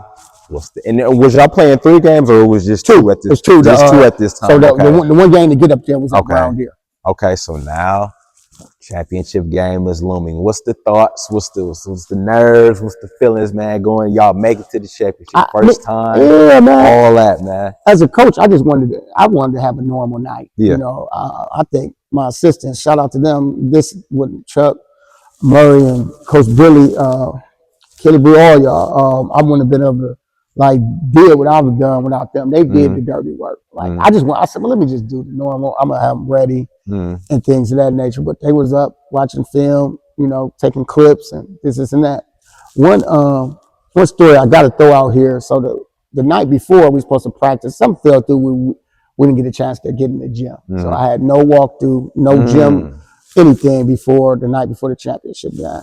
So I got to thinking about it. I'm looking at my coaching style. I said, get everybody out in the parking lot next 10 minutes. And we literally ran through in the parking lot. Boys had hoodies on. A sock was our ball. Yeah. and we was running through the walkthrough the day before. Okay. I said, hey, we're here now. Yeah, so, might as well. Hey, we definitely need to go through what we need to go through. So we're going to go through and you guys have some dinner and shut it down afterwards. So that was literally it. And I just tried to be as normal as possible. Okay. In regards to for me, for my approach to the up into the game. Okay. So I do what y'all can to prepare. Now the championship game is here, man. Speak on it. It was, man, it was really illuminating, man. It was like one of those things like, dude, this is what I always wanted to get back to personally. Yeah. this is what our city deserves from a holistic standpoint. Like, we're not taking nothing short of them to go ball at this time. I didn't go over a play pregame. I didn't go over what they did. I put, again, Milwaukee versus everybody, hashtagged it on the board and said, hey, this is what for y'all who've been with me the last 3 years, this is what we did it for. So it's not one box out you should miss, one free throw you shouldn't think about.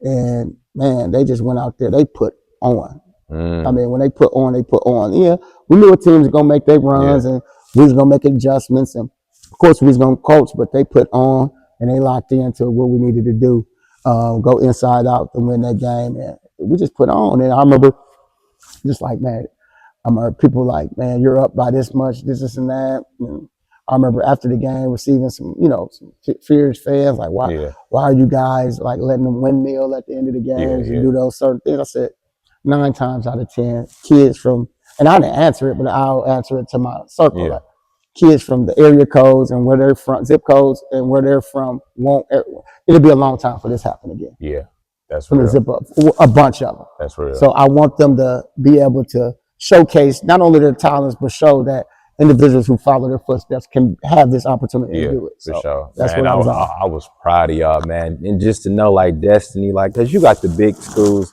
King, Vincent, who, repeat, Washington, like, going to state really ain't surprising for y'all to go and y'all to win, man. I was proud to, you know what I'm saying, just to see that, be a member of the city and just know that. And Brian was proud too. Oh, yeah, most definitely. He said you brought him back to speak to the team. Oh, yeah. That, Yeah, he was in the locker room. Because I'm a big fan of know who's before you and show and give flowers and homage. Similar to you. And yeah, they all of them dudes know, hey, to this day, hey, Brian, big bro. Yeah. We respect him for laying the foundation that we took up after him. For sure. So now you get that goal, boy. Did you feel any just sense of just redemption? Like, man, I ain't get it done the first time, but this time, I said it in the post game interview. Like, hey, the exact words. I wanted my players, that I mentor and coach to get to the same exact feeling that I felt, but seize the opportunity. I didn't get it. I always told individuals, if I get this opportunity again, whether I'm on the side, when I'm on the sideline, we're gonna seize the opportunity. Yeah, for sure. So, man, I just want to say congrats, man. You put them boys in the history books, man. You put Destiny in the history books. So, for sure. What's the feeling just knowing that? Like, man, we made history winning this championship. When I go back to Destiny, I see the little banners and I see the little, what I'm saying? It brings back memories, man. Man, it was some late nights in there and it was some sacrifice with family. For sure. I had both, was Bailey born? Well, I had BJ, but Bailey was a baby. So, yeah, man, because she was born 2015 too. Around that time, 60. So I had basically same in your situation. Like, I had baby, so it was times away from the house. Where, shout out to my wife who held it down, man. And I believed in something. She supported me.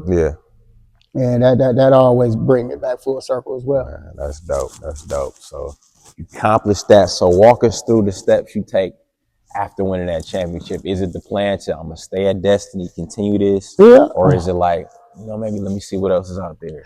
Yeah, because I had, Dio was coming back. I think I had another big Lester. We had sat out a guy named Reggie Dean. He was a jumping jack. There was guys who went upstate. Some of those who was on the bench. Like we had a large group coming back, and a couple of the fill-in role guys that actually. I think, man, my man, tell him, if you watching this, forgive me, man. I'm getting older age. Man, he started with I forgot his name, but he had one. He's a role player at the time, but loved his role. And he had one with Young Cox when they won that year. But he had transferred to us. So I had him. And, man, I had a good group. And I was like, we could do it. We definitely can do it again. But we had a good year, a winning season. Then we went to like 18-6. Okay. I'm just gonna fast forward you through this year, but second game versus Tyler Hero. Okay. So this time we know we're against. This time was a totally different. Well, I wouldn't even say totally different. A more conditioned Tyler Hero. They ended up beating us by 2, but that kind of set the tone for the season as well. Like like, man, we know what it takes to win, but we need to like get out. All you heard was last year, Yeah. Yeah. last year over with. So um, it was one of them situations where I I look back at and say we could have been a little bit more successful, but it was so Yeah. many because I didn't have that group for as long as like the majority of them for as long as I had that senior led group that I could have scaled back some stuff and went back to the drawing board, especially when it came to life skills. I think I did a decent job, but I could have did a little better job just Yeah. getting them to know the why. Yeah. Yeah, man, that group was good too, but it just came down to the champion, the gold ball always come up, Yeah. and then we ran into the same person our their sophomore year, their junior year. We ran into a hungry J.C. Butler his senior year. Okay. But this time, it's always seemed like it's an NBA player getting in our mix too, man. So I talked to Karan. Then I come out on the court. Have my pregame. We play out Waukesha West. I come out on the court. You know, I look at my team. I look at the other team. But who sitting on the end of the bench is Karan. Yeah, he playing that card. He got to play that card. Oh man, dog, where he come from? Yeah. Last time I dealt with this, Giannis came to the game and he saw a different. We saw a different JC that day. He like, nah, they not gonna beat me for a third time. Yeah. You know, because we played them sophomore. Yep, this would have been their senior year, and you know they outplayed us that day. So we fell short. I think we would have played one more game. We was upstate again. Okay. And we fell short that time. Man. Y'all still was able to have a good season, man. Brought people back. Yeah. Did your thing. So. Yeah, won the regional again. Yeah. Like it was just one of them things. We didn't run a sectional final, but it was one of them things where, man, the culture was flowing through. Good Hope. Yeah, and I say like at this point, like Destiny got a basketball reputation now. Like, if you a hooper, like you looking at Destiny as most a destination. Most definitely. That wasn't the case, like back in the day when it first opened. So that year I had it's pretty much if in which like I wasn't selling nothing. It was just I would say I was selling the stories of the kids who was there. Never forget Diamond Henry played for West Kentucky. I had him as freshman year. I talked to his parents and they was like, you ain't got to really over talk to us. Yeah. And just sent it to us, man. And he was just a great fit, you know. But when I left, I understand the move that he had to make, you know, to get him, put him in a primary position. Yeah. So you have your time at Destiny, then unfortunately you move on, man. Speak on just that transition to the next destination. Yeah. In my mind, I need a break. Yeah. You know. Okay. But one of my best friends, my business partners, Aaron Smith, took the job at Chris. You just need to come over here. He was at Carmen at the time. You just need to come over here with me, man. I got the coaching position. Just sit on the bench, be the godfather. You know what? I'm like, at first I wasn't even gonna do that. I was just like, I'll come, take a position. I think it was assistant dean at this time, and just need something new at the time. Did it, ended up getting in practice with them boys. Of course, it's hard to stay away from the game. Right. And then, we ended up with a losing season, pretty bad at the time. But we had some pieces coming back, similar to when I first went over to Destiny. Yeah. So we're in the conference, not the strongest part of the city conference, but we're in that city conference. I think they called it B at the time. My boy, after the season, I'm gonna be honest, man. I'm not one of them type of people. We coming back to do this. There's no way I'm gonna be the head coach. A championship coach. You know what I'm saying? Right here, and we gonna make it happen. Shout out to George Posey. George Posey, big reason he gave me. I don't know if you know the Posey brothers. King and one at Carmen now, the last one at Carmen and Cam. But he brought Josiah and Amari, the younger two brothers, to Carmen Middle School. And at the time, he had a great connection with Fletch, with Bree Fletcher and his kids. So, at the time, it's like, we're going to flood the middle school out. So when you get to be the head coach, we good. So I take the team, my guy, Aaron, that second year I was there, and we went worse. We had the worst conference record into the best conference record that second year because we really, them guys just believed in us. Good guys, and they were really smart. You know what I'm saying?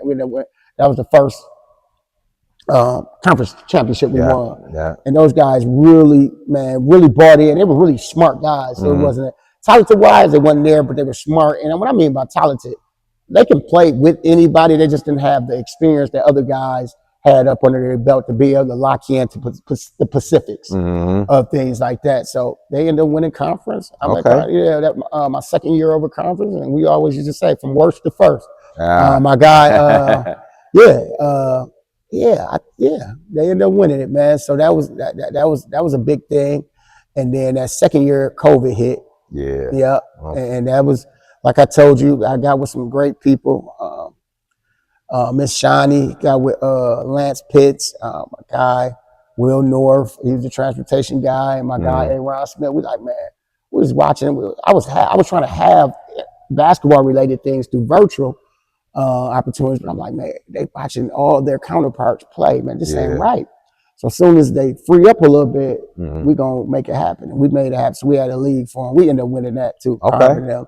And then they had a banquet. They got some awards and stuff like that. So it was great. You know what I'm saying? And then they went on from there to play AAU. And then that next year, it was Miko them sophomore. Yep, they sophomore year. Yep. It was Tay freshman year. Man, great year. You know what I'm saying? All the way. I mean, I'm talking about Miko making a name for herself. Tay, one of the Posey brothers, Corey Tribune. Man, it was a good team. They were tough. It was I didn't really worry about anybody we played because I knew we was gonna leave it out on the floor. And those guys played a lot of basketball, even though they was young already. So it came all the way down to play Mesmer, playoffs come, play Mesmer. We had an individual on the team. So WIA contacted me the next day, talk about, did this individual on the team play in this game? I said, yes. You know, he didn't get too much time. You know, it don't matter, you know, what labeling it is, that don't matter, but he only played 22 seconds. We're coming off a COVID year, man. I'm not thinking, I'm ecstatic that we even out here on the floor. I'm not counting semesters and nothing like that, especially for this specific person, like, cause you're supposed to have extension either way it go. So next thing you know, he played 22. I just wanted to inform you that please don't go to play Brown Deer versus Marshall. You guys are eliminated out the tournament. And when I mean, Mark, I like to think of myself, can't too much nothing get to me. But when you were in a room full of just kids crying, things of that nature, man, that was one of the most devastating pieces of my life that I can think of. I mean, I lost grandpas. It's very influential. It go right up there with that. For sure. So man, it was just like, that was like, whoa. I don't know if it's bouncing back for me personally from this, because it was my fault. I was the AD as well. Me and my boy was the AD, and I guess it was just a form that we had to get signed. But the way it happened was that player came from another school, and I guess they tried to get a player from their school, like the same type. So they was just assuming that we did what we did. So they called straight up to them. Instead of talking to me, they called straight up there and said so-and-so, so-and-so. And, you know, the intentions was probably pure, but at the same time, it was a different way. They could have went about it because you affected so many lives. And you're not going to be in here with people bawling their eyes out, crying, and, you know what I'm saying? So they kicked us out the turn, and we were rolling. We were rolling right there. Miko was at his prime. We had a bit, man. We were rolling. So that was heartbreaking, man. Knowing that, you know, I was a very influential, impactful leader at this time, and I dropped the ball on this piece. I think I told the paper that I take full responsibility, and it is what it is. So my next step was like, probably ain't gonna do this. You know what I'm saying? Next year, I'm glad Carmen did. You know, honor my wishes to get Fletcher the coach. And that's what they did. That's what's up. And the rest is history. So after you having had an excellent coaching career, making an impact, what's the thought process in terms of just what I'm gonna do? Like, what's the move? I think right now is like, I want to do something to be able to get kids and youth like the same thing that the Rebels did for me. Where I was like, man, I'm going to college. I'm gonna be successful. Like you just had that certain type of aura and that charisma about yourself that you're gonna like persevere, B, fight through adversity, and then C, become somebody that wants to give back. So I wanted to give back and show and utilize my character and everything I've accomplished basketball wise to an organization or somewhere where I can give back and show youth like, okay, when this ball stop bouncing, let's get you involved in this certification program. When this ball start bouncing, hey, let's make sure your FAFSA done. Let's make sure you didn't apply for all-in scholarships. We didn't got you Marquette Upper Ground. Like when this ball start busting, let's start planning your life so you won't be afraid of it when it comes. And that's so important because, like, as former ball players, we think we're gonna play forever. We think this game ain't gonna never stop for us. Then it's stopping. We like, now what? It's devastating. Yeah, it's man. devastating. So, it's similar to your last college game. Yeah. And you're like, damn, life hit. Yeah. You know, and it's one of them things. I remember my last college game. Fortunate enough that Doug and them took me up, and I was a graduate assistant. And I forgot about that. You mentioned that at Central, but that kind of steered my way of me wanting to coach a little bit as well. But no, man, that's real. Yeah. And I just saw, like, especially our youth in our city that was around basketball and things of that nature, like take like extreme pitfalls because that's all they ever knew. Yeah. It was either that or gimmicking or wanted to, like, you know, do something that somebody else done, and 9 times out of 10, their role models, if it wasn't a hooper, was a hustler. Yeah. You know what I'm saying? And between really getting grandeur and seeing like reading scores, seeing like what's something I can do to be able to like sit around a position where I can create partnerships, sit around a position where, you know, it could be still grassroots community related. I can get out there and do my thing and filter it in with my athletic expertise and utilize my connections. So that kind of led me to, you know, director of student life.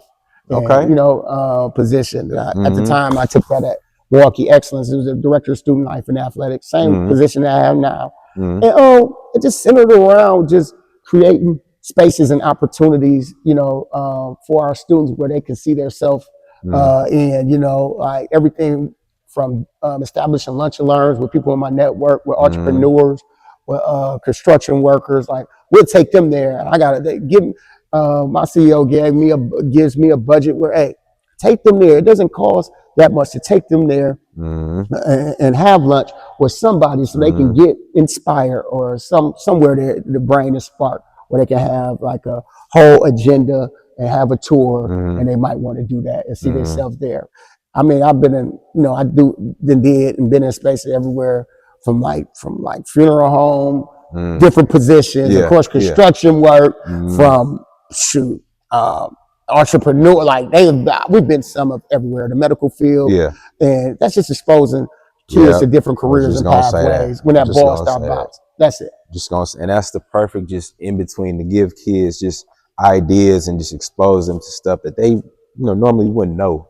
Yep. So I say salute to you on that. It's 3 things I want to bring up. I want you to talk about just this institution, man, Dr. Howard Fuller.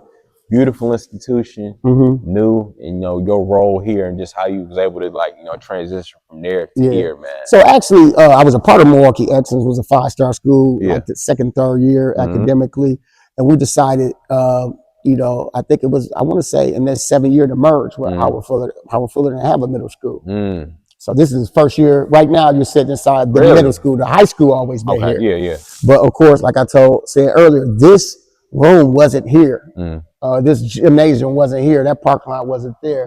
That area wasn't there. Like, there's so many areas that wasn't here. So we sit on the extreme and enormous and magnificent backs of visionary and revolutionary man and Howard Fuller, man, and in which he believed in, you know, to and through college, and we shouldn't have boundaries for our kids. So, and what he means by that is, if it's a way I can go get it, and I have to sit down with somebody that I particularly don't really care for them like that, but they believe in an investment of students, particularly that look like me, I'm gonna get it done. For sure. So just hearing them out, hearing them talk, hearing his passion with the city, I'm like, man, like I told you before, I'm like, man, I should have been with this man for a minute.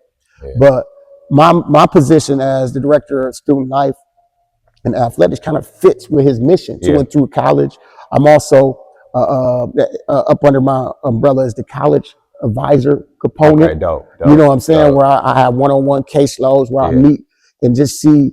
We have a actual like not even I could say a curriculum, but we have a actual cadence of metrics of where these students should be at in certain times. Seniors, upperclassmen, lower classmen. How many experiences they've been on? Have we had transcripts? Talks with them.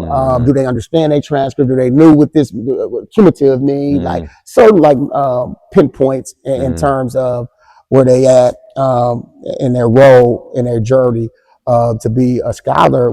We meet them right there, and we definitely have metrics and strategic plans based upon each grade level. Okay. That we have to hit. Yeah. I'm ecstatic to be a part of that department. My favorite is the student life department because I mean everything from the Black History program to lunch and learns, as I explained before, to athletics fits up. That's student life, right? Sure, you know what I'm saying? Like, sure. just making sure everything is top tier and we don't have any boundaries. So, no, I want them to get the sense of everything is not given to you. I don't want you to feel entitled, but the same way the alumnus that come from this institution, they work.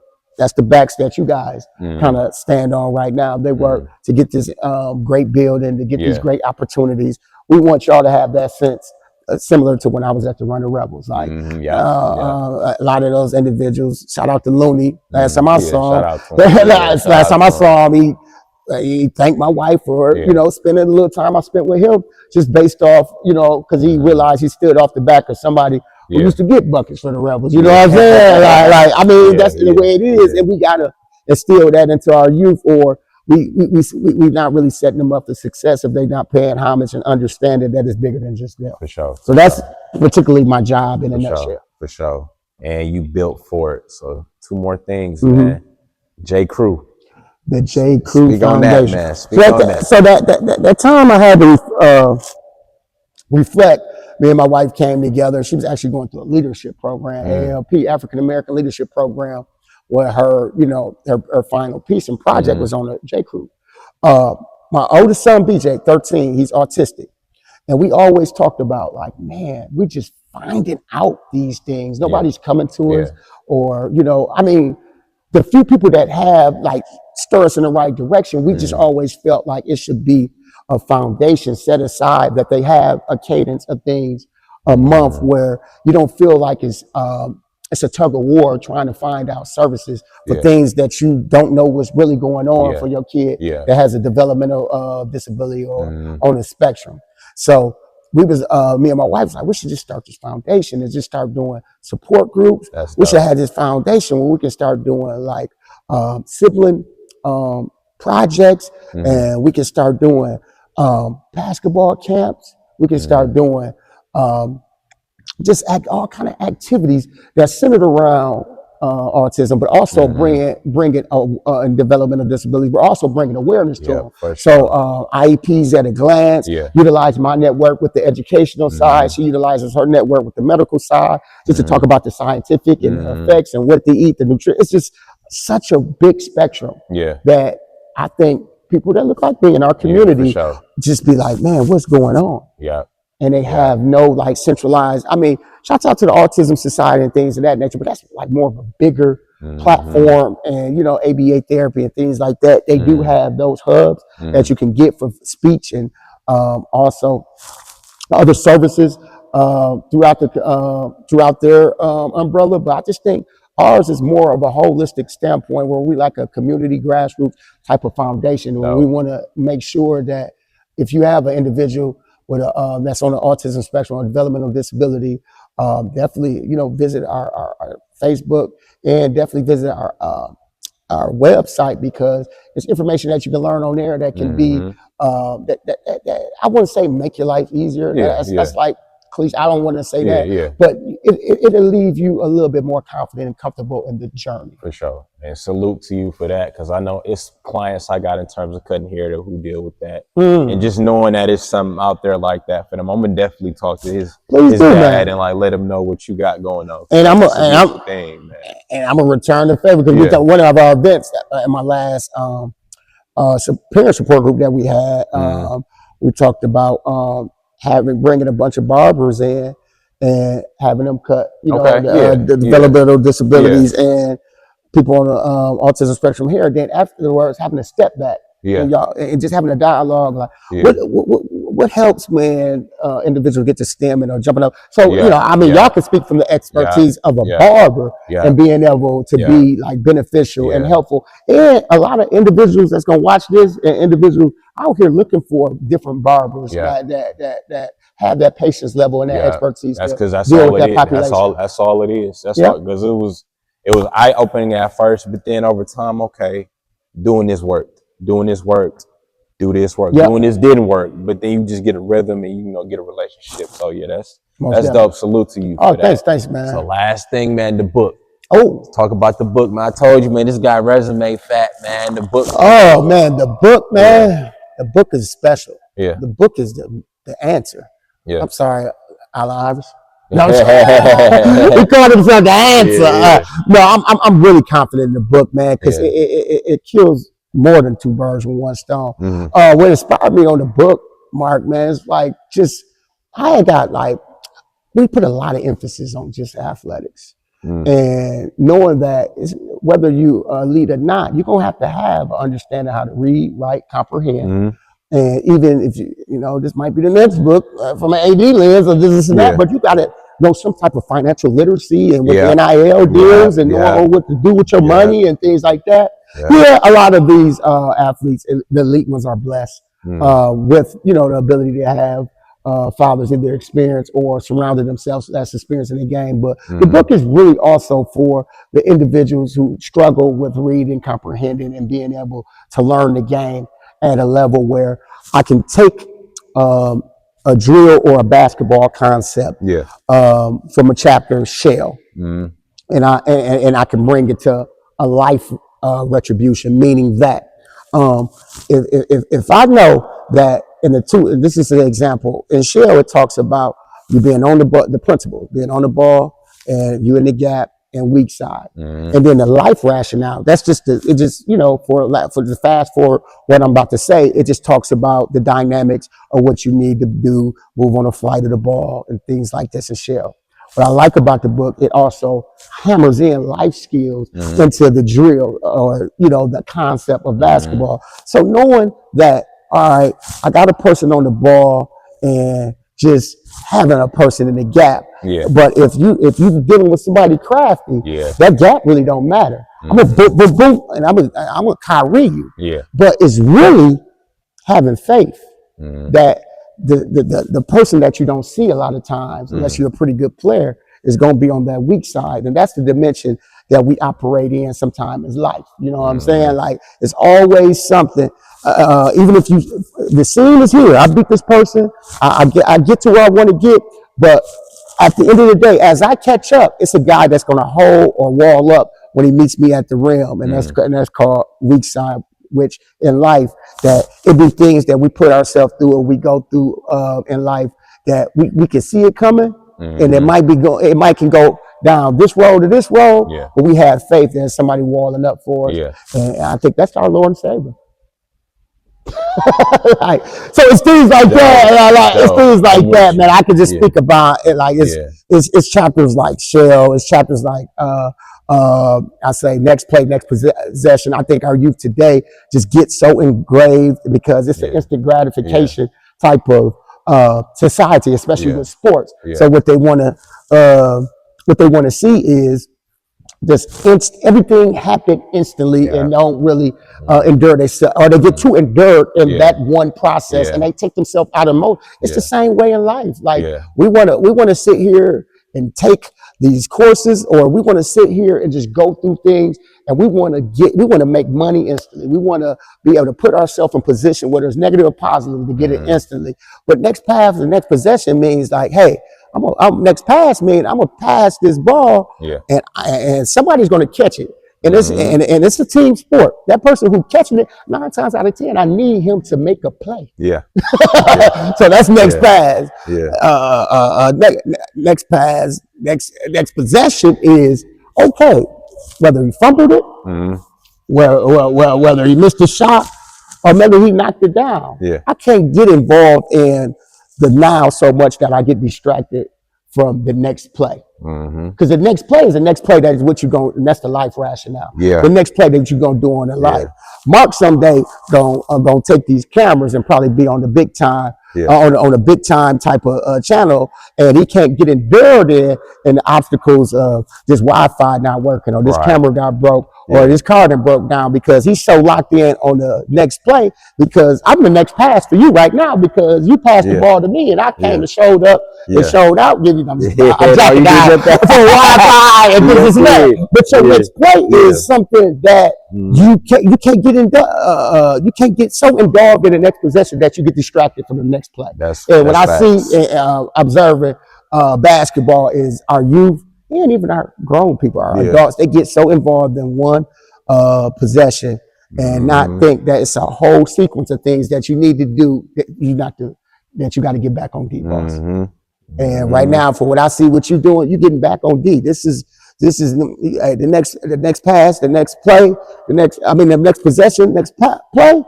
You're getting back on D with this podcast, because the thing, what you're doing and what you don't know what you're doing, is you giving so much inspiration to others that's coming behind you, that stand under the back of the Mark, the cut talks. You know what I'm saying? You inspired me. I mean.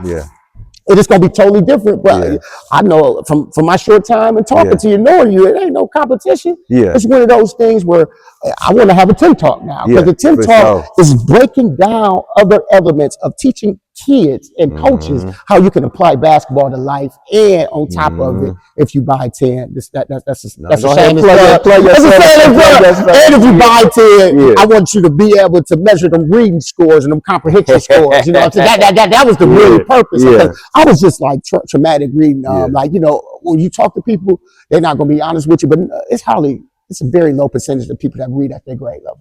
That's real. That's real. So why not take basketball? Majority of them interested in. Oh, I look at this play. Oh, what else he talking about? Oh, he talking about this in life, or how I can't make this move, or I can't do this, or I can make this decision or that decision. And then, all right, let me journal about it and answer this question. Now you go through the book. Go take the test, little homie, English. Go take that. Enhance them scores. Now we're talking, man. Where my next play would be I'm showing this to school districts. I'm showing this on the Midwest level, where if you take this a book, which is a curriculum, it's a reading comprehensive memoir, meaning of the life experiences and deals I deal with our coach, and coaches utilize it too. I mean, unless y'all, I'm a lifelong learner. I done learn from you and your podcast. I'm a lifelong learner. So I do just get the energy. A lot of coaches just, I'm done. It's over. No, I can learn from anybody. Will continue to do so. And if the day I stop learning, that's the day I stop not realizing that it's the next play. That's there it. You go. Well, B. Joe, we done started all the way from childhood, you know what I'm saying, to Mesmer, to Bayview, to Owens, to Central State, to WCLL, Bayview, Destiny, Carmen, Dr. Howard Fuller, J. Crew, the book. We done got the whole journey. Now I want to ask this one question I ask everybody before we get up out of here. Coach B. Joe. You got to speak to young Branden, Mesmer Branden. Oh, wow. You know what I'm saying? You got to speak to Owens Branden. What you telling them? From your knowledge now, what you telling that young you?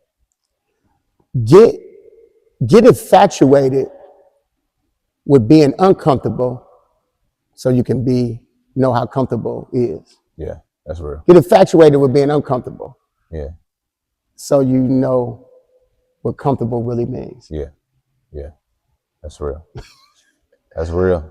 Have an infatuation with, this is tough. This is, you know, I mean, if you don't want to get physical, but getting slapped in the face and going through things and turbulation and deaths and triumphs and that, you know, and stuff that you're not comfortable with. Get infatuated, like, hey, come on, give me more. Slap the ground on it. Get back on D.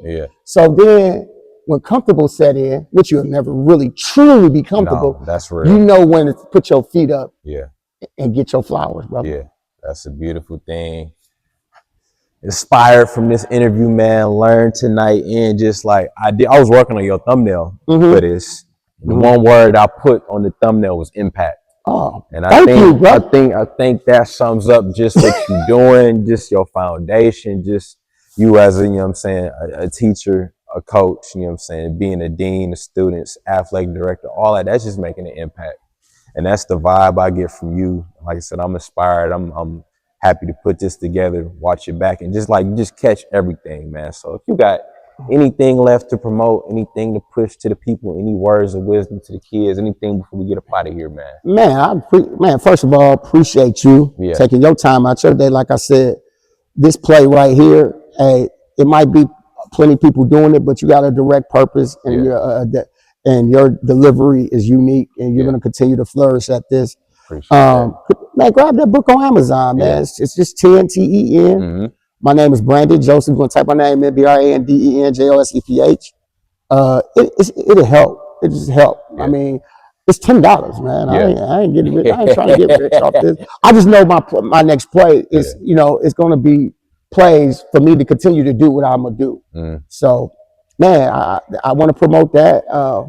Definitely, if you got any, if anybody, if this facility, if some of the stuff you hear in the community is really appealing to you, give me a call, you shoot me an inbox, man. That's my main 9 to 5, and I just want to see my city win, man. I always did. So whenever it comes time for me to talk and put Milwaukee in a place where it rightfully should be, I'm gonna do that and represent.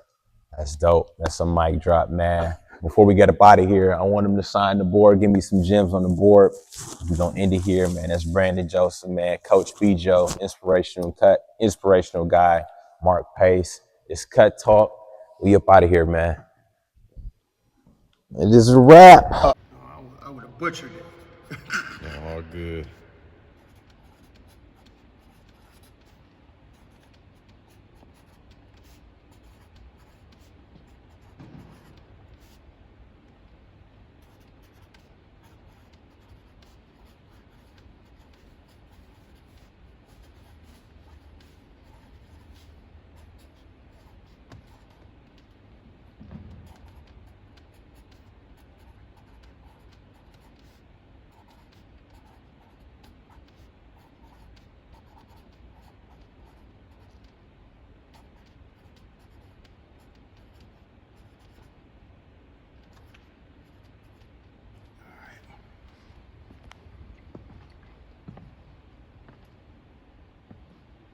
That's dope.